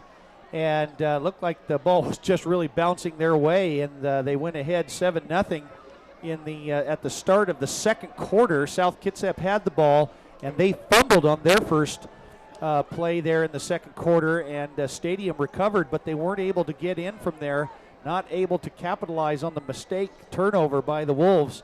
And South Kitsap has turned it into a couple of extra touchdowns, and kicking off for the second half. The Wolves will get the ball back as they kicked off to start the game, and now they'll get the ball here in the second half. Back to receive the kickoff is the ever dangerous number 10, Chris Hutchison, and also number 25, Adam Gascoigne, who will be deep to receive the kickoff by Stadium.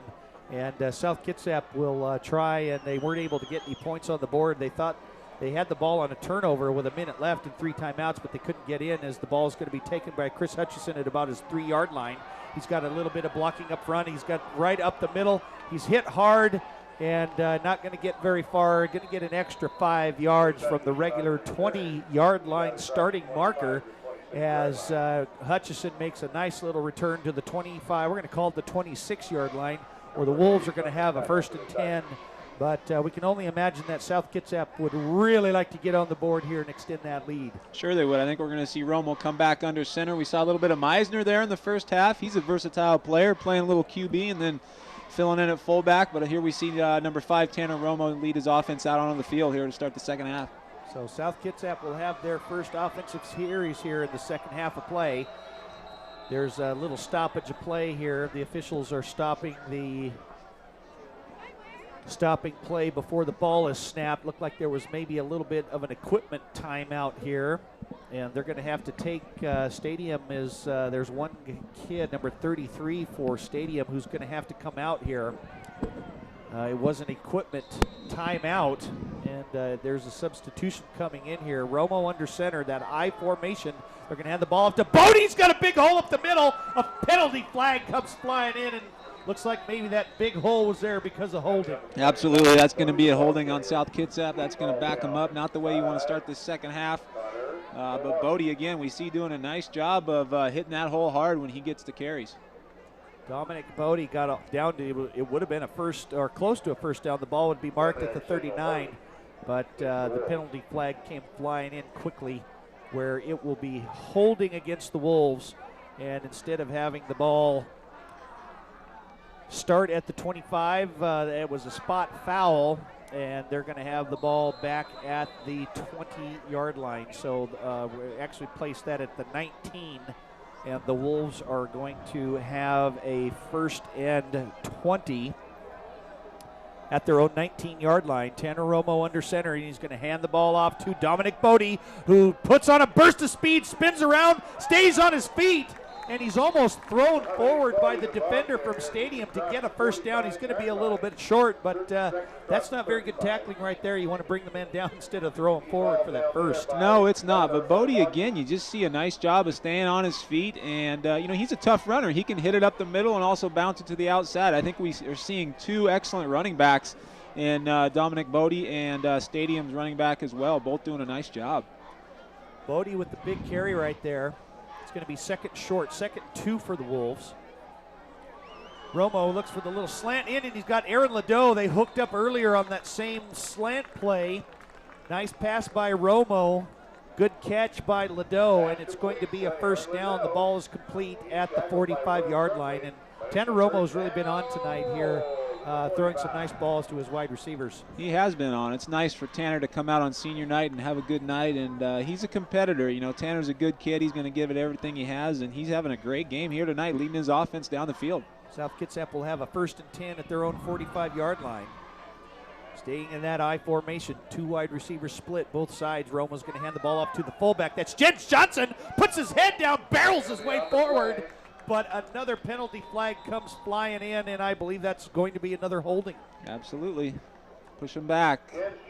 Holding call on the Wolves. That's 2 holding penalties on this first offensive series here, as Johnson was able, almost got the first down, but it's going to be a holding penalty against the Wolves. Not a lot of holding called in that first half, but all of a sudden a little bit more holding being called here in the second half, and they are. It's a holding penalty.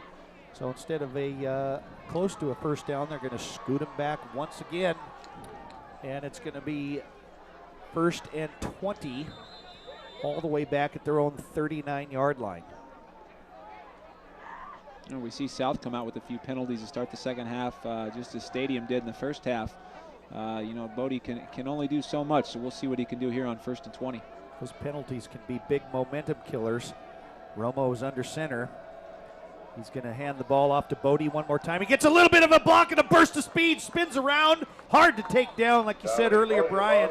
Bodie's just hard to bring down, and when he starts doing all that spinning around, he gets real slippery and he's hard to take down. Oh, he is. He runs hard, and he's a shifty little back. He does a nice job of avoiding the tackle and getting back a decent chunk on a long first down play.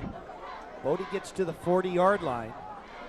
Almost back to the original line of scrimmage. It's going to be second 15. Romo under center, and he tries to draw the defense offside. I thought they were going to call it. Bodie gets the ball on the counter. A nice cut up the middle. Take it down. Nice move by Bodie.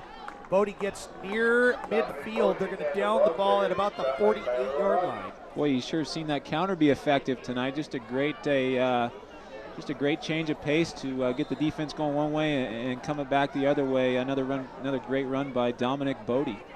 Bodie having a big night here. Actually, he's getting close to that 200-yard mark. They're going to spot the ball. We're going to call it the 49-yard line. It's going to be 3rd and 6. 3rd and 6 for the Wolves. Stadium looking to have a big stop here on defense. Romo under center. He's going to drop straight back, and he's got a man out in the flat, and that's a catch by Aaron Ladeau, who doesn't go down. Nice job there by Ladeau. Great throw by Romo to the outside. At the 38-yard line. Ledoux makes the catch down to the 38-yard line, where it'll be 1st and 10 for the Wolves, and the Wolves are in business. Wow, big play there on 3rd and 6. Tanner Romo, not to be confused with Tony Romo, comes out and delivers a great ball to Aaron Ledoux, another great athlete, Aaron Ledoux, making a great play on 3rd down and 6. So the Wolves come out here at 1st and 10 at the stadium 38-yard line. Romo's going to hand the ball off to the tailback, number 25. That's Adam Gascoigne in at tailback, sharing some of the running duties here tonight. It sounded like it was Anthony Williams was the ball carrier, number 35 for the Wolves. The junior, as the Wolves get a little bit, they're going to get 4 on the play. It's going to be 2nd and 6. You're going to mark that ball just inside the 35-yard line. Call it the 34. Dominic Bodie with the carry, puts his head down, and I think his forward progress will give him the 1st down. And it will. It's going to be down at the 26-yard line where the Wolves are going to have another 1st down. Well, it's nice to see Anthony Williams come in and get a carry and give Bodie a snap off, but here you see him come right back in and pick up a big gain to get the Wolves 1st down at the 26-yard line here, looking to go up in a big way here. Chris Hutchison splits to the far side of the field. Michael Powell still in at wide receiver in the near side. Eddie Meisner is in at fullback. Bodie's going to get the call again one more time, and he gets to the outside, and he's met. That's number 24. Tyler Olagi, who's there on the defensive stop, but not till Bodie gets a couple more. They're going to call it, they're going to mark it down. It's going to be a carry of 6 yards where it's going to be 2nd 4. Wolves not in any hurry here to get anything done, but they are sustaining a nice drive. They need to hang on to that ball, though. They can't afford a turnover. Sure they do, and those penalties so far haven't cost them. The Wolves have a nice drive going here early into the 3rd quarter. Romo's going to fake the handoff. He's got twins out on the right side. Meisner makes the catch. Nice throw by Romo. Meisner makes the catch, pulls it in, gets down to the 12-yard line where it'll be 1st and 10 for the Wolves. Well, you really couldn't draw up a better start for the second half for the Wolves, minus the penalties. But like I said, they were able to get past those, and man, we're already almost halfway through this 3rd quarter, and they're still driving, looking to put it into the end zone. So well done by South Kitsap.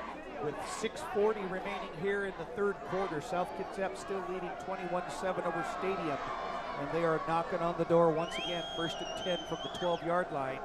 Meisner goes in motion. They're going to pitch the ball to Gascoigne, and he turns on the gas, but he's met by the Tigers right up front, and nothing doing there. In fact, he's going to lose about 3 yards on the play, drop it back to the 15. It'll be second 13 for the Wolves. They need to get down to about the 2-yard line. Well, that's really the first time we've seen Stadium able to get in the backfield and create a big play for their defense here on 2nd down and long. Nice play by Stadium to get some men up out in that backfield. A lot of substitutions coming in here. Gascoigne still in at tailback. They're going to hand the ball off to him one more time. He gets a nice big block up front. Then he's falls forward. Nice job by Gascoigne. He gets down to the 8-yard line. It's going to be 3rd and 6. The Wolves can still get a 1st down. They need to get down to the 2-yard line. More substitutions coming into the game. Big number 73, that's Joey Breshon, in for Austin Knaus, the sophomore, starting on the offensive line there. Ledoux and Powell still in at wide receiver. Big 3rd down play here. Romo looking over the defense. He's going to take the snap, and he's going to hand the ball off, and he's taken down quick. Nice tackle there by big number 53. That's Martin Camacho who makes the big tackle on Gascoigne. He's going to be short, and it's going to be 4th and 4 for the Wolves, and they're going to go for the field goal here. I like that call. Go up by 17. Again, what a drive. We're almost 8 minutes into this 3rd quarter. If they can put up 3 points and take 8 minutes off the clock, go up by 17, I like that. So the ball will be placed at the 11-yard line. This will be a 28-yard field goal attempt. Aaron Ladeau waiting for the snap. It's a little bit high, and it's almost blocked, but the kick is up, and it is good. And with 4:15 remaining in the third quarter of play, South Kitsap now leads Stadium 24-7. So a nice drive by the Wolves. They don't get the touchdown, but they do a good job by getting at least 3 points on the board there, Brian. Absolutely. I think the goal there was to just come away with something. And they were able to do that. A nice kick by Aaron Ladeau there. And again, minus the penalty, South has really put together a nice drive there to start the third quarter. And I think everyone will be happy with those 3 points. Nice job here tonight. Looking like they're taking a little bit more control of this homecoming game. Leading Stadium 24-7. Another great crowd here tonight. A lot of returning alum from South Kitsap High School. Good student crowd here tonight. The band, as always, doing an outstanding job with their performances.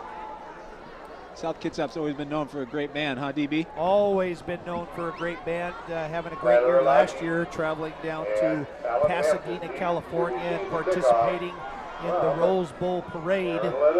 And not too many high schools in the nation get invited to that, and the Wolves were able to get down there and do a great job. So that's great. Not only is it senior night for these football players, but it's senior night for these cheerleaders and these band members. So just a fun night all the way around. You bet, as they're all really breaking out their game-breaking performances as Aaron Ladeau is ready to kick the ball off here to Stadium. Leading 24-7, it's going to be taken back by Hoffman. He's at the 5-yard line, and he's hit hard by a pack of Wolves. Nice job by the Wolves defense. That's actually Alan Hampton. 20-yard line. Hampton with the reception right there, and he gets back to the original 20-yard line, just like it would be on a touchback. And but Stadium not quite out of it yet, but they're going to have to get something going here, Brian, where they get some points on the board. Sure they are, and I don't think they're going to be able to rely on the run this whole second half. You know, this clock is going to become a factor, so I look for Stadium to maybe be a little bit more aggressive through the air. So Stadium coming out here. They're going to send wide receiver to the near side. It looks like they're in a little bit of the wildcat, and they're going to hand the ball off to McNeil, but he's taken down. Nice defensive stop there by Gascoigne, and then a penalty flag comes flying in at about the 23-yard line. Stadium going with the wildcat look there, but all for naught. There's a big loss on the play of about 4 yards, 3 yards on the play. And it's going to be a hold against Stadium. Holding against the Tigers.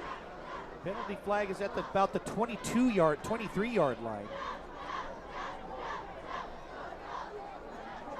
Officials are talking it over with Jens Johnson on defense, trying to determine what they're going to do here, whether to refuse the penalty or just take the big loss. And they're going to refuse the penalty. It's going to be 6-13. So that will not help Stadium get into the end zone anytime soon. No, it won't. I think that's absolutely the right call to decline that, and brings up a 2nd down and long. They're back in the wildcat. Stump is out to the far side, and he's not getting anywhere with that. That was number 24 for Stadium with the keeper out of the wildcat formation, Tyler Olagi. You see a lot more of that wildcat in college and the pros, and leaking down to the high school level as well, where the quarterback lines out as a wide receiver, and one of the running backs takes the direct snap and tries to gain some big yards, but that time he only gained about 2 yards on the play, and it's going to be 3rd and 12 for Stadium at their own 18-yard line. They need to get all the way to the 30. South Kitsap, a little mix-up on defense out there, guys scrambling all around. Stump is now in the shotgun formation. He drops straight back, looks down the middle. He takes it, now he's going to just tuck and run, and he's taken down. Nice hit on defense there by the Wolves. Great stop up front there. That looked like Dominic Bodie was down in there as well. Big number 66 for the Wolves. Charlie Murray also in on the stop, and the Wolves not giving up anything, and it's going to be 4th and forever for Stadium. And South Kitsap is going to have great field position as well. More substitutions coming in. Number 37, Bryce Broom, is back to receive the kick along with Chris Hutchison. Low snap for Stadium, and they're going to kick the ball. Hutchison's going to get the ball at his own 50-yard line. He doesn't call for the fair signal, and he spins around. Hutch stays on his feet, tries to bounce to the outside, still spins around all the way back to the 50-yard line, but it's all going to be for nothing, as I think Bryce Broom tried to make a good block there, but he just got caught with a penalty. But you got to credit Broom for trying to make the block right there. Nice job. Absolutely. Great job by Hutch to stay on his feet and try to make a big play. I think with Stadium, we're seeing a team that's going to be forced to throw the ball. It's tough when they run that ball on first and second down and they put their quarterback in a position to make a big play. South doing a nice job to come up with a big stop on third down. So, again, Stadium putting a lot of pressure on their quarterback when they're forcing him into a third and long. Looking down on the field, and it looks like the officials are talking to a Wolf. So that might indicate that the penalty was on Stadium. That could be a face mask. We'll have to wait and see. It was receiver's interference. Chris Hutchison came up to receive the punt, and the officials indicated that he did not have enough room. You have to give the punt returner enough room to field the ball, and he was not given that. And Hutchison, the penalty is going to be refused, and the Wolves are going to have the ball at their own 45-yard line. So a big break for the Wolves right there, and Romo is going to hand the ball off to Bodie one more time. He stutter steps right off center, gained about 4 yards on the play where it'll be 2nd and 6. And even in high school, you have to give the receiver enough room to field the ball.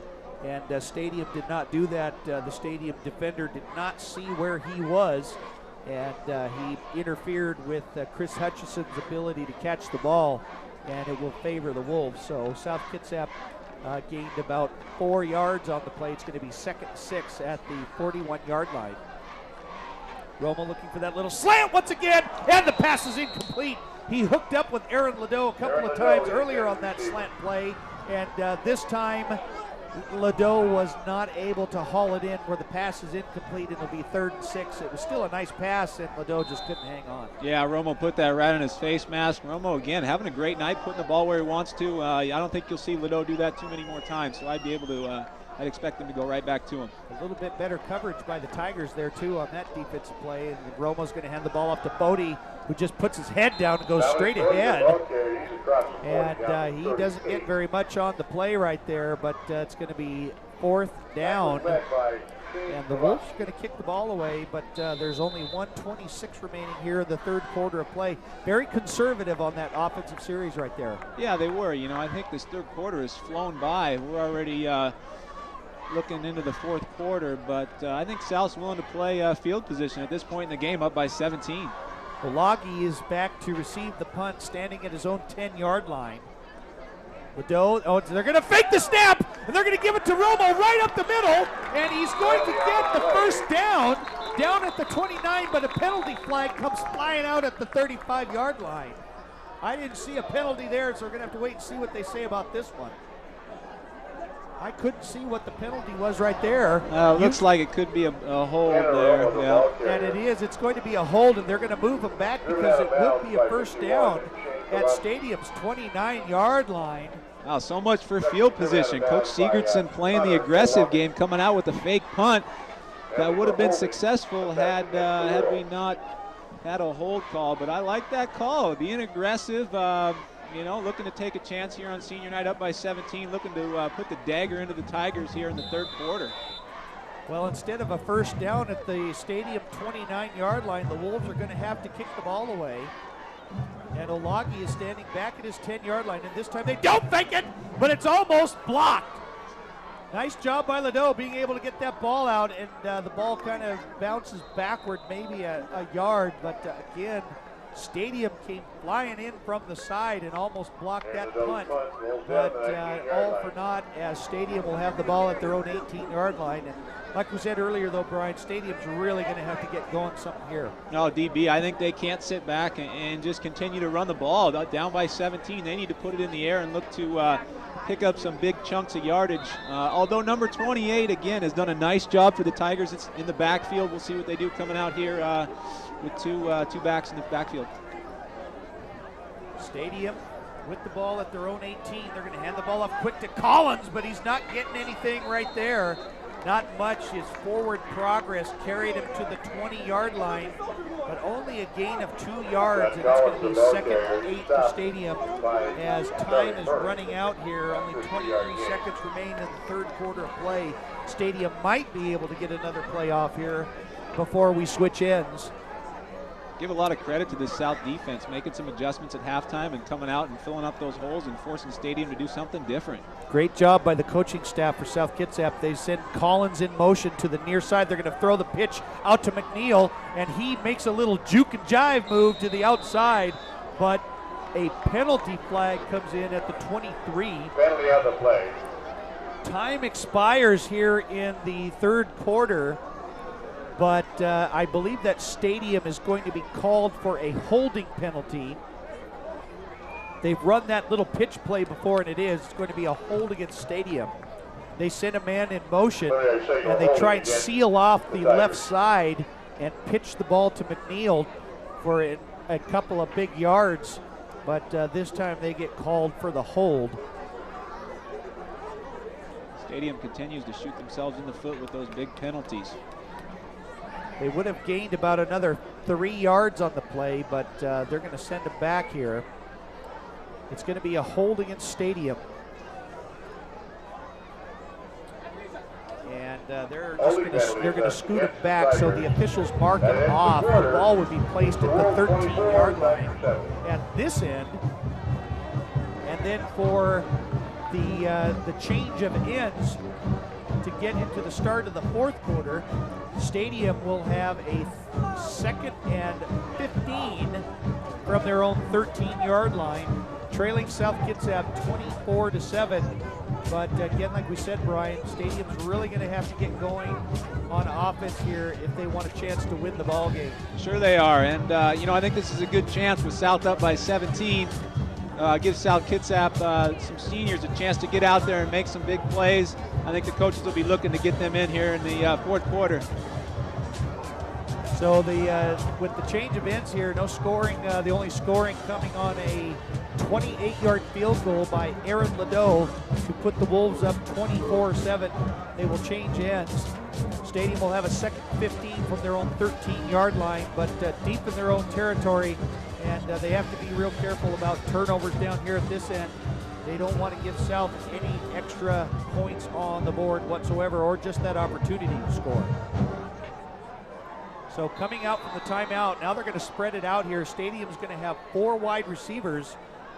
Stumpf is in the shotgun. He looks to his right. He's got a man coming on the slant. The pass is complete. Nice job by Stumpf. The pass was completed to number 89. That pass complete to number 88. That's number 88. That's Kevin Park, the 6'3" senior, who makes a great catch. It's going to be just short of the first down marker by a couple of yards. It's going to be 3rd and 2. They almost got all of it right there on that pass play. No, nice pass play there by Stumpf, coming out, hitting his receiver over the middle. We haven't seen that a lot tonight, but a nice play there by the quarterback to give his team a 3rd and short. Stadium coming out here. They only need a couple of yards. Stumpf under center. They're going to send a man in motion to the near far side of the field. They're going to hand the ball off to McNeil. He puts his head down, and I don't think he's going to get it. In fact, I think he might lose a yard. Maybe got back to the original line of scrimmage. It's going to be stopped at the 27-yard line. It's going to be 4th and 2. Nice stop by the defensive line up front for the Wolves. Well, I think it looks like Stadium's going to go for it here, down by 17. They need to move the ball and put some points up on the board. Again, they're fighting for a playoff spot themselves. So an aggressive call, but probably the right one here in the fourth quarter. It looks so easy to be able to get a couple yards, but it isn't so easy as they're going to come out here. They're going to send Chase Hillis to the far side. All they need is 2 yards. They're going to send Collins in motion, and then the whistles go flying. It looked like they were going to try and run that pitch play to the left side, but Stadium is going to call their first timeout of the second half, leaving them with 2. So We've seen that play earlier where Collins goes in motion, gets set up on the left side, and then they just run that little pitch play to McNeil. The last time they ran that, they got called for a holding penalty, but we'll have to wait and see what the Tigers decide to do. I think McNeil's done a really nice job tonight for Stadium. You know, he's a hard runner, just like South Kitsap's Dominic Bodie. But, you know, he can only do so much when his offensive line is pushing him back with penalties. It's tough for McNeil to really get going, but I thought he's had a nice night for the Tigers despite his offensive line. He's had a great night tonight, and so has Dominic Bodie, who's had a big game here tonight, as the Wolves are going to come out of this timeout here, and they're going to look for a big stop here, a big fourth down play here by the Wolves on defense. Stadium would love nothing more than to get just 2 yards is all they need. They're gonna, and I think that they're gonna try and get somebody to draw offsides. And it looked like Stadium did that themselves. I think it's going to be an illegal procedure penalty against Stadium. They tried to draw the Wolves offside on defense, and they drew themselves offside. No, you can be sure those South Kitsap coaches were telling their defensive linemen to watch that ball and not listen to the quarterback's count, but a great job there by the Wolves to force Stadium into a punt here. And I am a little surprised, like you said earlier, Brian. I mean, they're trailing 24-7, and all they needed was 2 yards, and I know they're deep in their own territory, but still think that they might have gone for it. But they're going to punt the ball away. Back to receive, Bryce Broom and Chris Hutchison. They're going to run out to the right side, and Hutchison's going to take the ball at about the 45-yard line. He looks for a little block. He tries to get to the outside, makes a cut back inside. He spins around. He gets back to the 50. Nice job by Hutchison. I'll tell you, he's slippery. Oh, he is slippery, and it sounds like you're announcing a horse race there, DB. Hutchison looking to break it up the middle, but I like how he doesn't call for a fair catch. You know, he's got those Tigers coming after him, but he's not afraid to step in there and catch that ball and look to make a play. Well, if I put my money on anybody, I put my money on that horse called Hutch, and he is able to get forward to midfield. But South Kitsap will take over after the kick, leading 24-7 with 10:16 remaining here in the game. As the Wolves come out on offense, now we're getting a lot more substitutions going on here. In at wide receiver on the near side is Ben Severns. Romo is looking down, stays in the pocket. He's got a man open. That's Michael Powell. He's at the 5. Touchdown, South Kitsap. No penalty. Tanner Romo with the 50-yard touchdown strike to Michael Powell, and one play and the Wolves are on the board. Oh, that's huge for Michael Powell. Again, another senior making a big play. Tanner Romo finding him over the middle. Nice play there by Tanner, just having an outstanding night for the Wolves, and that's huge for Michael to get into the end zone here on senior night, his last game at Joe Nose Field. And it was a great job by Romo staying in the pocket. He dropped back. Looked like he was going to get flushed out. Great blocking up front by the offensive line. Powell made a nice move to the outside, and then he cut on the slant down the middle of the field. That's what gave Romo a little extra time, as Aaron Ladeau's kick is up and good. And with 10:07 remaining here in the game, South Kitsap leads Stadium 31-7 after a big 50-yard touchdown pass play from Tanner Romo to Michael Powell. Wow, that's an aggressive call, up by 17. You think maybe they'd want to run the ball, take some time off the clock, but they dial up a big play down the middle, and that's you know, that could be the dagger in this ball game that gets South one game closer to the playoffs. South Kitsap looking like they're going to go on their way to win here tonight. 10 minutes remaining, control of this game, leading Stadium 31-7. What a comeback in a way by the Wolves. They were down 7-0 early in the first quarter, and they got back on the board. A big 64-yard touchdown run by Dominic Bodie, and then a 3-yard touchdown run by Chaz Bauman, and the Wolves haven't looked back. Bodie with another 10-yard touchdown run. Aaron Ladeau with a 28-yard field goal. Now just the big pass play. Tanner Romo with the 50-yard touchdown strike to the streaking Michael Powell down the middle of the field for the big touchdown. South Kitsap doing a nice job here, coming off the big win last week over Mount Tahoma, 35-22 victory for their first league win. On their way tonight as Ledoux is going to just squib kick it down the left-hand side. Stadium's going to have the ball at about their 25-yard line. And they pitch the ball backwards. They get the ball to the pitch man, and they get a little dipsy-doodle going on right there. And we thought the man was going down, and he pitched the ball back to number 9 for Stadium. At this point in the game, Stadium doesn't have much to lose there. A little trickery on the kickoff from Ledoux. That's Terrell Williams, who got the pitch back, got the lateral, and was able to get to midfield. So Stadium's got a little bit of life left in him. Stadium coming out here. They're going to send a couple of wide receivers. They're going to send trips wide receivers to the far side now. We might start to see a little more passing here. Stumpf under center, but they're going to hand the ball off to McNeil. He tries to get to the outside, but nothing doing. Austin L. Cook in on the tackle, along with Jens Johnson and Bryce Broom right there as well for the Wolves on D. Great job by the Wolves there to corral to the ball, and again, we're seeing Stadium one-dimensional, and I think that's why we see 7 points up on the board for Stadium.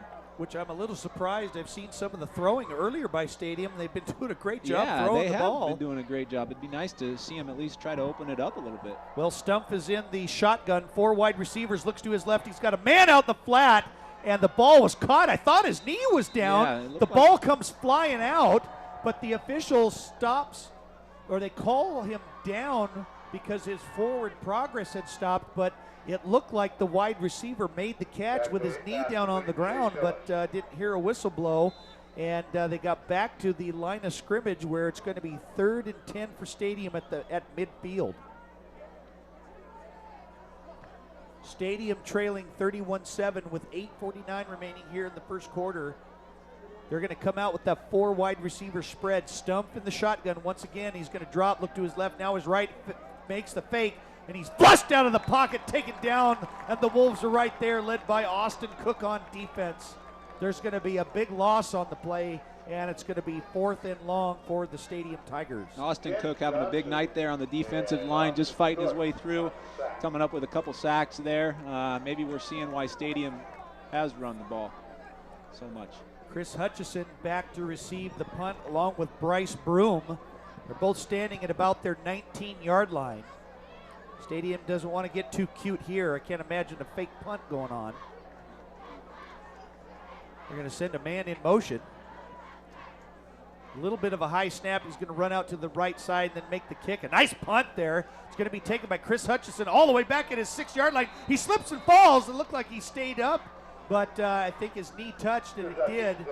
And Hutch was down at the 7-yard line where South Kitsap will take over after the punt. South Kitsap leading Stadium here at the homecoming game, final homecoming game for seniors, not just for the football players, but like you said earlier, Brian, for the cheerleaders and band members, a big night for parents as well, as South will come out of the exchange, and they will have the ball at their own 7-yard line. South Kitsap would love nothing more now than try and run as much clock time off as they can.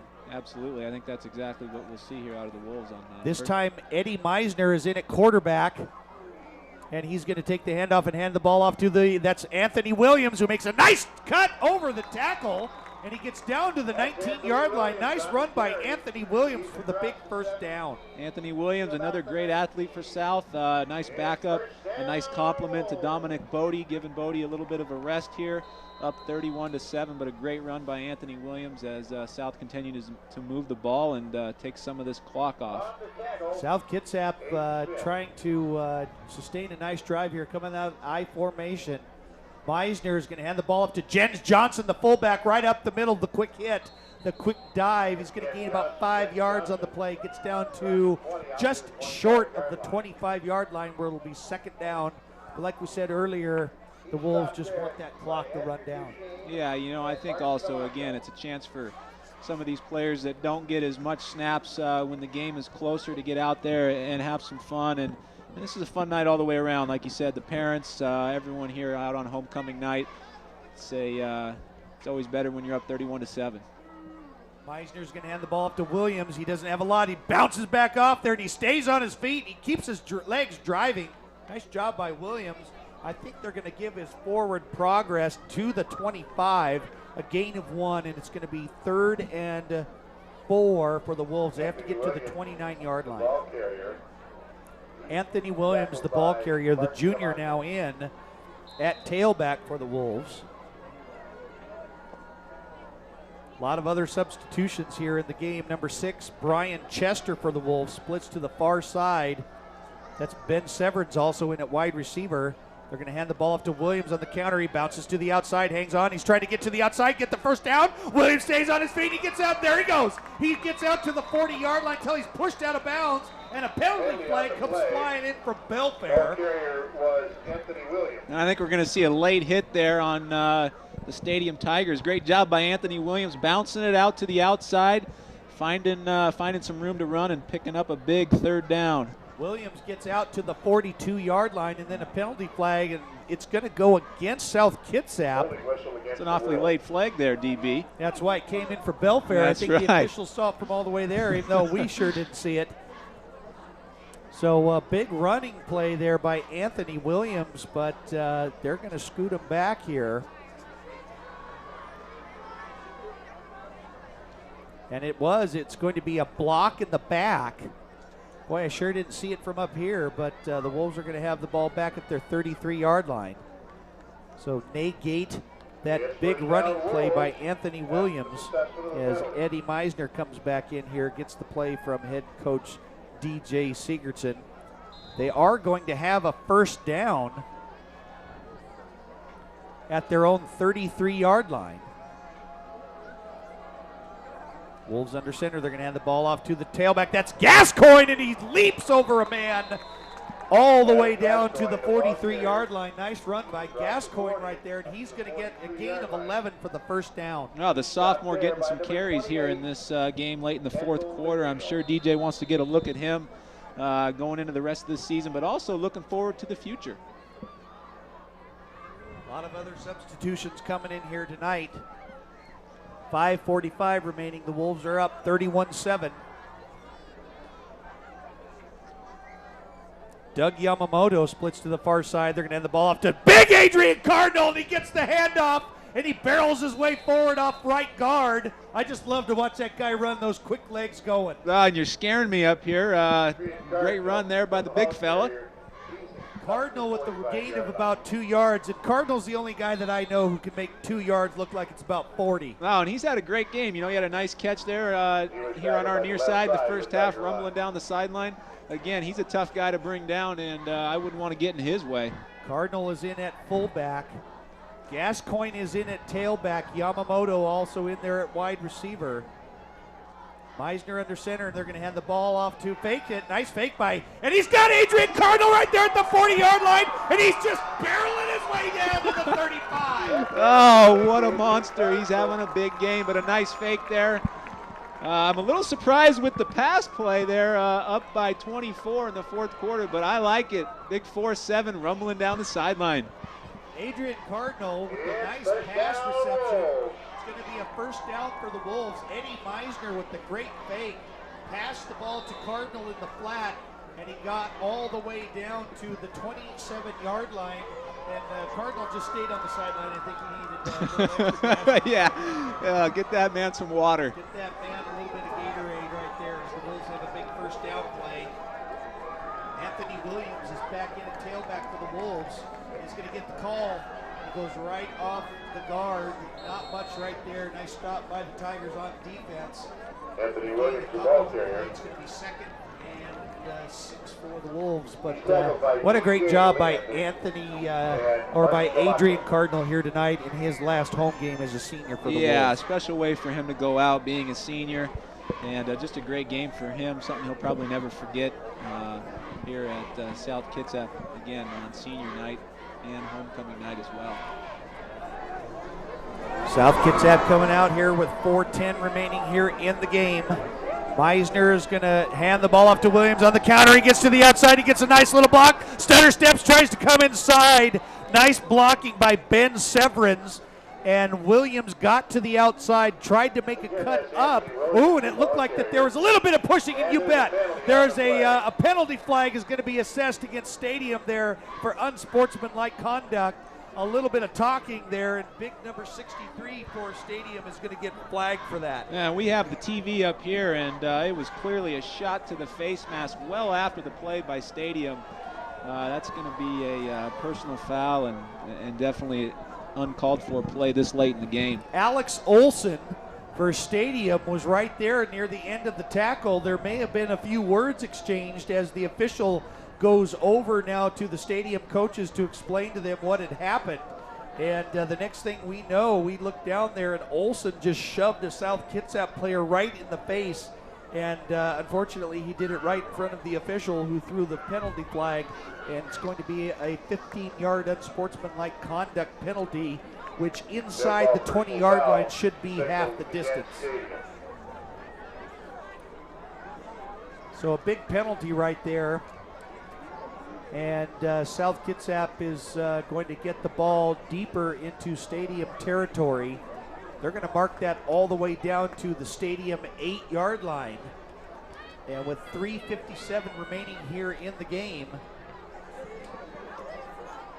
South Kitsap, we've got a couple of substitutions in now. Number 33 for the Wolves is Anthony Lombardi and Hajan Gwynn. Meisner's going to hand the ball off to Gwynn, and he goes off left tackle, and he's hit hard. Two defenders right there for Stadium. Big hits on him, and he goes down at about the 5-yard line, which is going to be second and goal for the Wolves. Not a good penalty by Stadium to pick up right there. But the Wolves are in business here, but I don't think they're really all too quick to want to get the score. Gwynn's still in at tailback. A lot of other substitutions. Meisner under center. He's going to hand the ball off to Gwynn, and he bounces to the outside, and he's able to get in for the touchdown. Nice touchdown run by Hajan Gwynn, the junior running back for the Wolves, and they get into the end zone for a 5-yard, Gwynn with the 5-yard touchdown run. And that's all pretty much going to seal it right there for the Wolves. Absolutely. Gwynn getting his first couple carries of the ball game. Tough run right there to get into the end zone and put the Wolves up by 30 pending the extra point here from Ladeau. A tough situation to be in a lot of times when you're a team like South Kitsap there, where you're not really looking to try and score. You know you've got the game under your control, but a big penalty comes up and you get a first and goal at the 8-yard line. And it's kind of hard to just take a few snaps and go down on one knee. And you put in your scrub players, and you get some of these young guys coming in getting a lot of experience as the kick is up, and it is good. And South Kitsap goes up 38-7 over Stadium with 3:13 remaining here in the game. But again, like we were saying, Brian, you know, it's not like South Kitsap is trying to run up the score, but you don't have a whole lot of choice, you know, when you get into this position and you're just trying to play some younger players and get guys in for experience. No, you don't. You don't want to take a knee, like you said, and they got to keep running their offense. And especially when you see a personal foul on Stadium like that, a shot to the face mask, I'm not going to feel too bad putting up another touchdown on them. But just a great job by South all the way around tonight. I think it's fair to say they have this one wrapped up and can look forward to CK, and I would imagine, DB, that's going to be a fun one over in Silverdale next Friday night. South Kitsap is on their way to the big victory here tonight that will put them at 2-4 in league play, 3-5 overall, and it is going to match them against one of their big rivals, Central Kitsap, next week, as they will need to win this game. Coming into the game for the Wolves, a lot of substitutions, and doing the kicking for the Wolves will be number 87, R.J. Poland. As South Kitsap, the lefty, Poland is the lefty kicker here with the extra point as well. That was up and good. It's going to be down fielded by Stadium at the 20-yard line.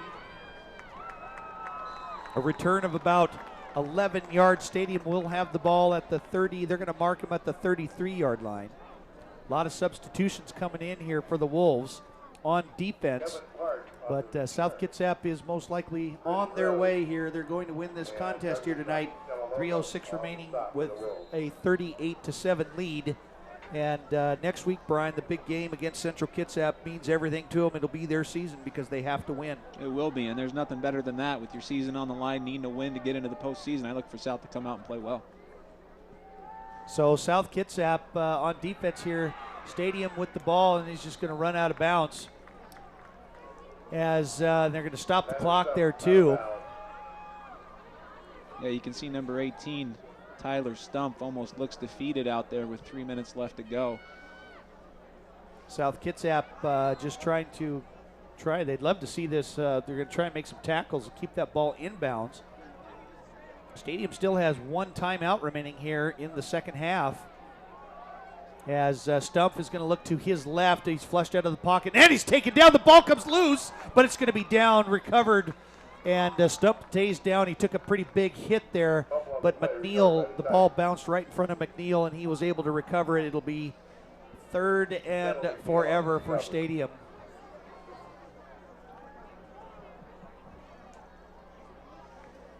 South Kitsap here with the big lead with 2:33 remaining and a big 38-7 lead. They are on their way to winning this homecoming game. And I'll tell you, Brian, there's nothing better than to be a senior to win your last home game. Yeah, I think it's something, again, that you'll remember for a long time, if not forever. And definitely a fun way to go out for everyone. Stump under center. They're going to hand the ball off. He's going to fake and look down. He's got a man down there, and he just throws it up for grabs. And the catch is going to be caught. What a catch! Nice throw. The catch was made by Connor O'Loughlin, and he caught the ball at the 31-yard line. What a great catch by O'Loughlin, and a nice little throw there by Stump. And they're going to have a first down at the South Kitsap 31-yard line for the big pass play. Great play there. We may see that one on a Sports Center 11 o'clock tonight. You going to be in for that, DB? Oh, I'll be able to see that for sure. But I tell you, Brian, I'm a little surprised they haven't been doing more throwing here tonight. Yeah, you know, I think South's done a nice job, though, getting some pressure on the quarterback, just kind of controlling the defensive line. 4 wide receivers. Stump's got a man overthrown, and it should have been intercepted. The pass was almost intercepted by Brian Chester, and it hit him right in the hands and bounced right back out. The pass was incomplete, and it'll be 2nd and 10 from the 31. Chester almost had the interception right there, and he was able to make the he was right there on the coverage, and he was looking more at the defender, well trained as you should be, but he had an easy interception to go. As a Stump is under center now, and he's going to fake the handoff, roll to his left. He's got a man. He's going to look down again, right underneath. The pass is a little bit low. The pass was intended for Connor O'Loughlin once again. That was that same pass play, Brian, where they had the big reception down to the 31-yard line, but the pass was incomplete, and it's going to be 3rd and 10 for Stadium. Yeah, at this point in the game, I think you need to get the ball as far as you can down that field, DB, and try to punch one in to make this thing respectable here with under 2 minutes to play. Probably going to drop something similar to their previous couple plays. South Kitsap doesn't want to give up anything here, but with the 3rd and 10 and with 1:38 remaining, they're going to send Collins in motion.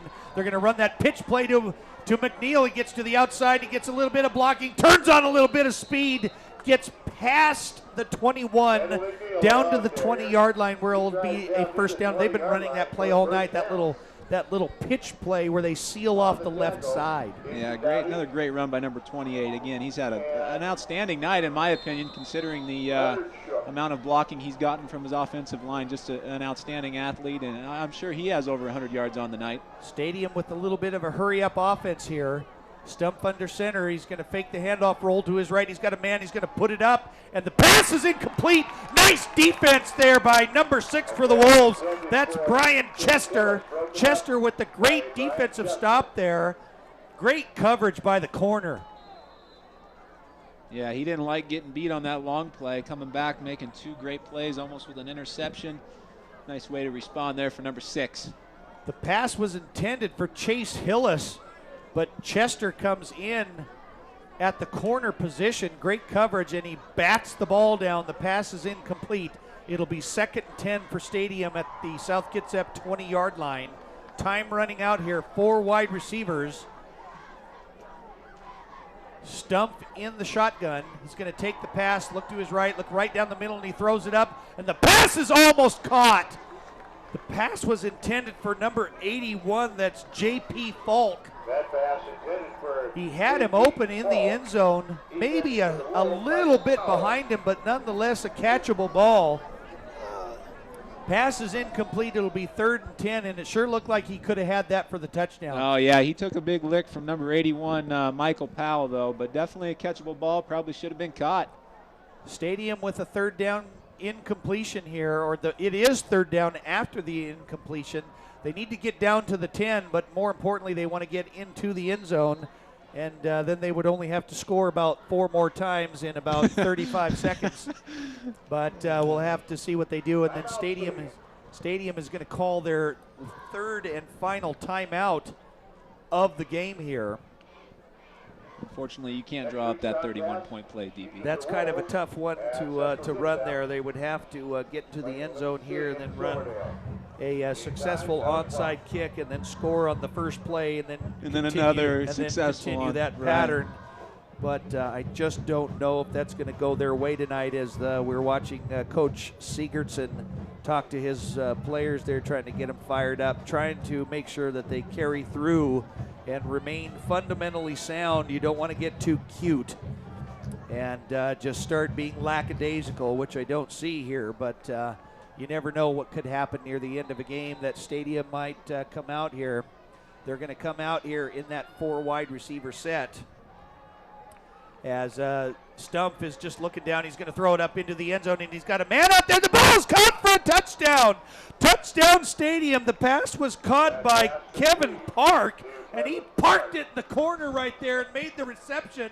And Stadium finally gets into the end zone. That's their first touchdown since they scored first in the first quarter. Well, isn't that ironic? They put up the first points and probably the last points of the game, but a nice throw there by number 18, and he's showing off his arm a little bit too late in this ball game, but a nice play there.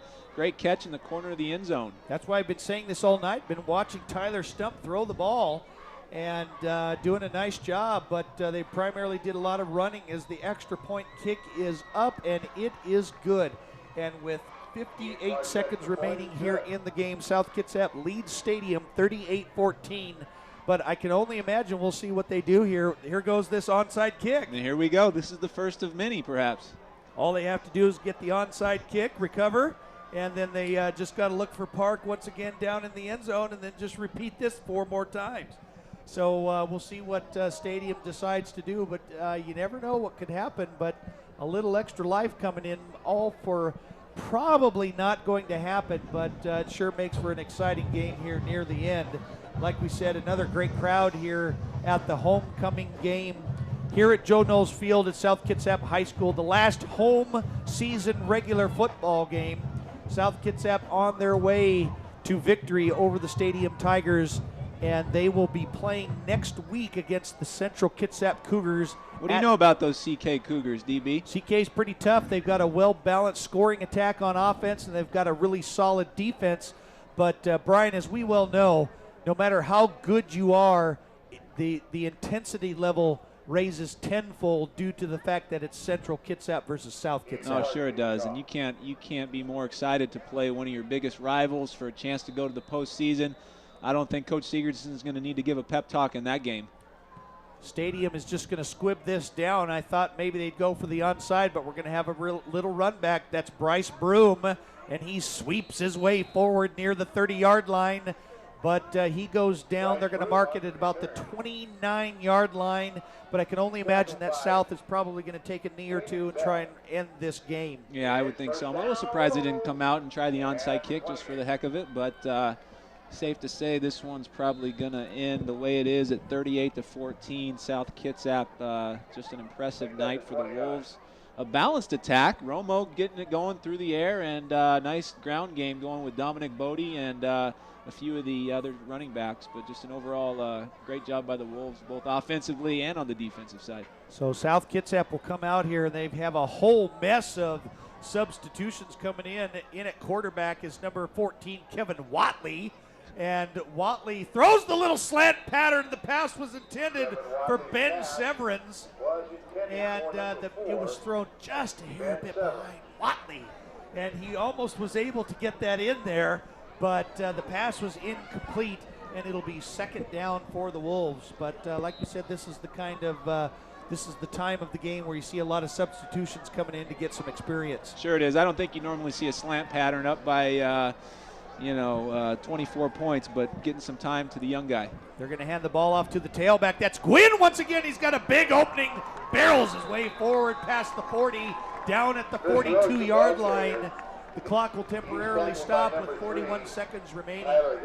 South Kitsap leading 38-14, but you get some of these third stringers in there, and they get really pumped up and get some good blocking up front as well. The Wolves are coming out here. Severance in at wide receiver, also with Brian Chester. Watley under center, looking to take the center snap. They're going to hand the ball off to Gwynn once again, and he kind of sidesteps his way around over center. And I think that is going to do it. They're not going to try and run a play right here with about 10 seconds left, as South Kitsap is going to go on for the victory. Great game by the Wolves tonight, Brian. Yeah, fun game. Just a great job on homecoming senior night. And again, one down, one to go to get themselves in the postseason play, as that cannon sounds as the end of the game has come to an end. 38-14, South Kitsap. South Kitsap with the big home victory here tonight, 38-14 over the Stadium Tigers. A key victory for the Wolves as they come away with the big victory, with the players and coaches shaking hands down on the field, as South Kitsap is now one victory away from making the playoffs. And like we've been saying all night, next week South Kitsap will be traveling to Silverdale Stadium to take on the Central Kitsap Cougars. So if you've got nothing going on, come on out and come watch a really big game next week as the Cougars and the Wolves square off against one another. So that's going to wrap it up here. The Wolves are going to go to 2-4 in league and 3-5 overall, and they need the victory next week to advance to the playoffs, as South Kitsap just completed their homecoming game and the final victory and the final home game for the seniors here tonight for all students at South Kitsap High School. And for Brian Cox, Brian, thanks for joining us here tonight. Hey, my pleasure. Well done, DB. We're thinking about D-Rod. Good old D-Rod has been on a leave of absence here from the booth, but we'd like to give him and his wife a big shout out, as they had a brand new baby girl, Sophia, who was born about a month ago or so. Yeah, I think so. D-Rod, thanks for letting me fill your spot. I know I don't do it as good as you, but I appreciate you letting me sit in your chair. And we'd like to thank the crew of South Kitsap High School here, as led by Mike Downham. Another outstanding performance here by everybody tonight. And we'd like to thank everybody for joining us here live on Channel 205 via Wave Broadband, live on cable television, as this South Kitsap High School boys football game has come to an end. We'd also like to thank the students of the video production program here at South Kitsap who have made this television program possible. And again, the final score, South Kitsap 38 and Stadium 14. We'll be back next week. This is our last broadcast on television, but we will be back. The football team and everybody, we hope, will be back at Silverdale Stadium to take on the Central Kitsap Cougars. So on behalf of Brian Cox and Mike Downham and his staff, I'm Darren Bowden, and thanks again for joining us this football season as the Wolves come away with a victory here at Joe Knowles Field. And we'll see everybody next week against Central Kitsap.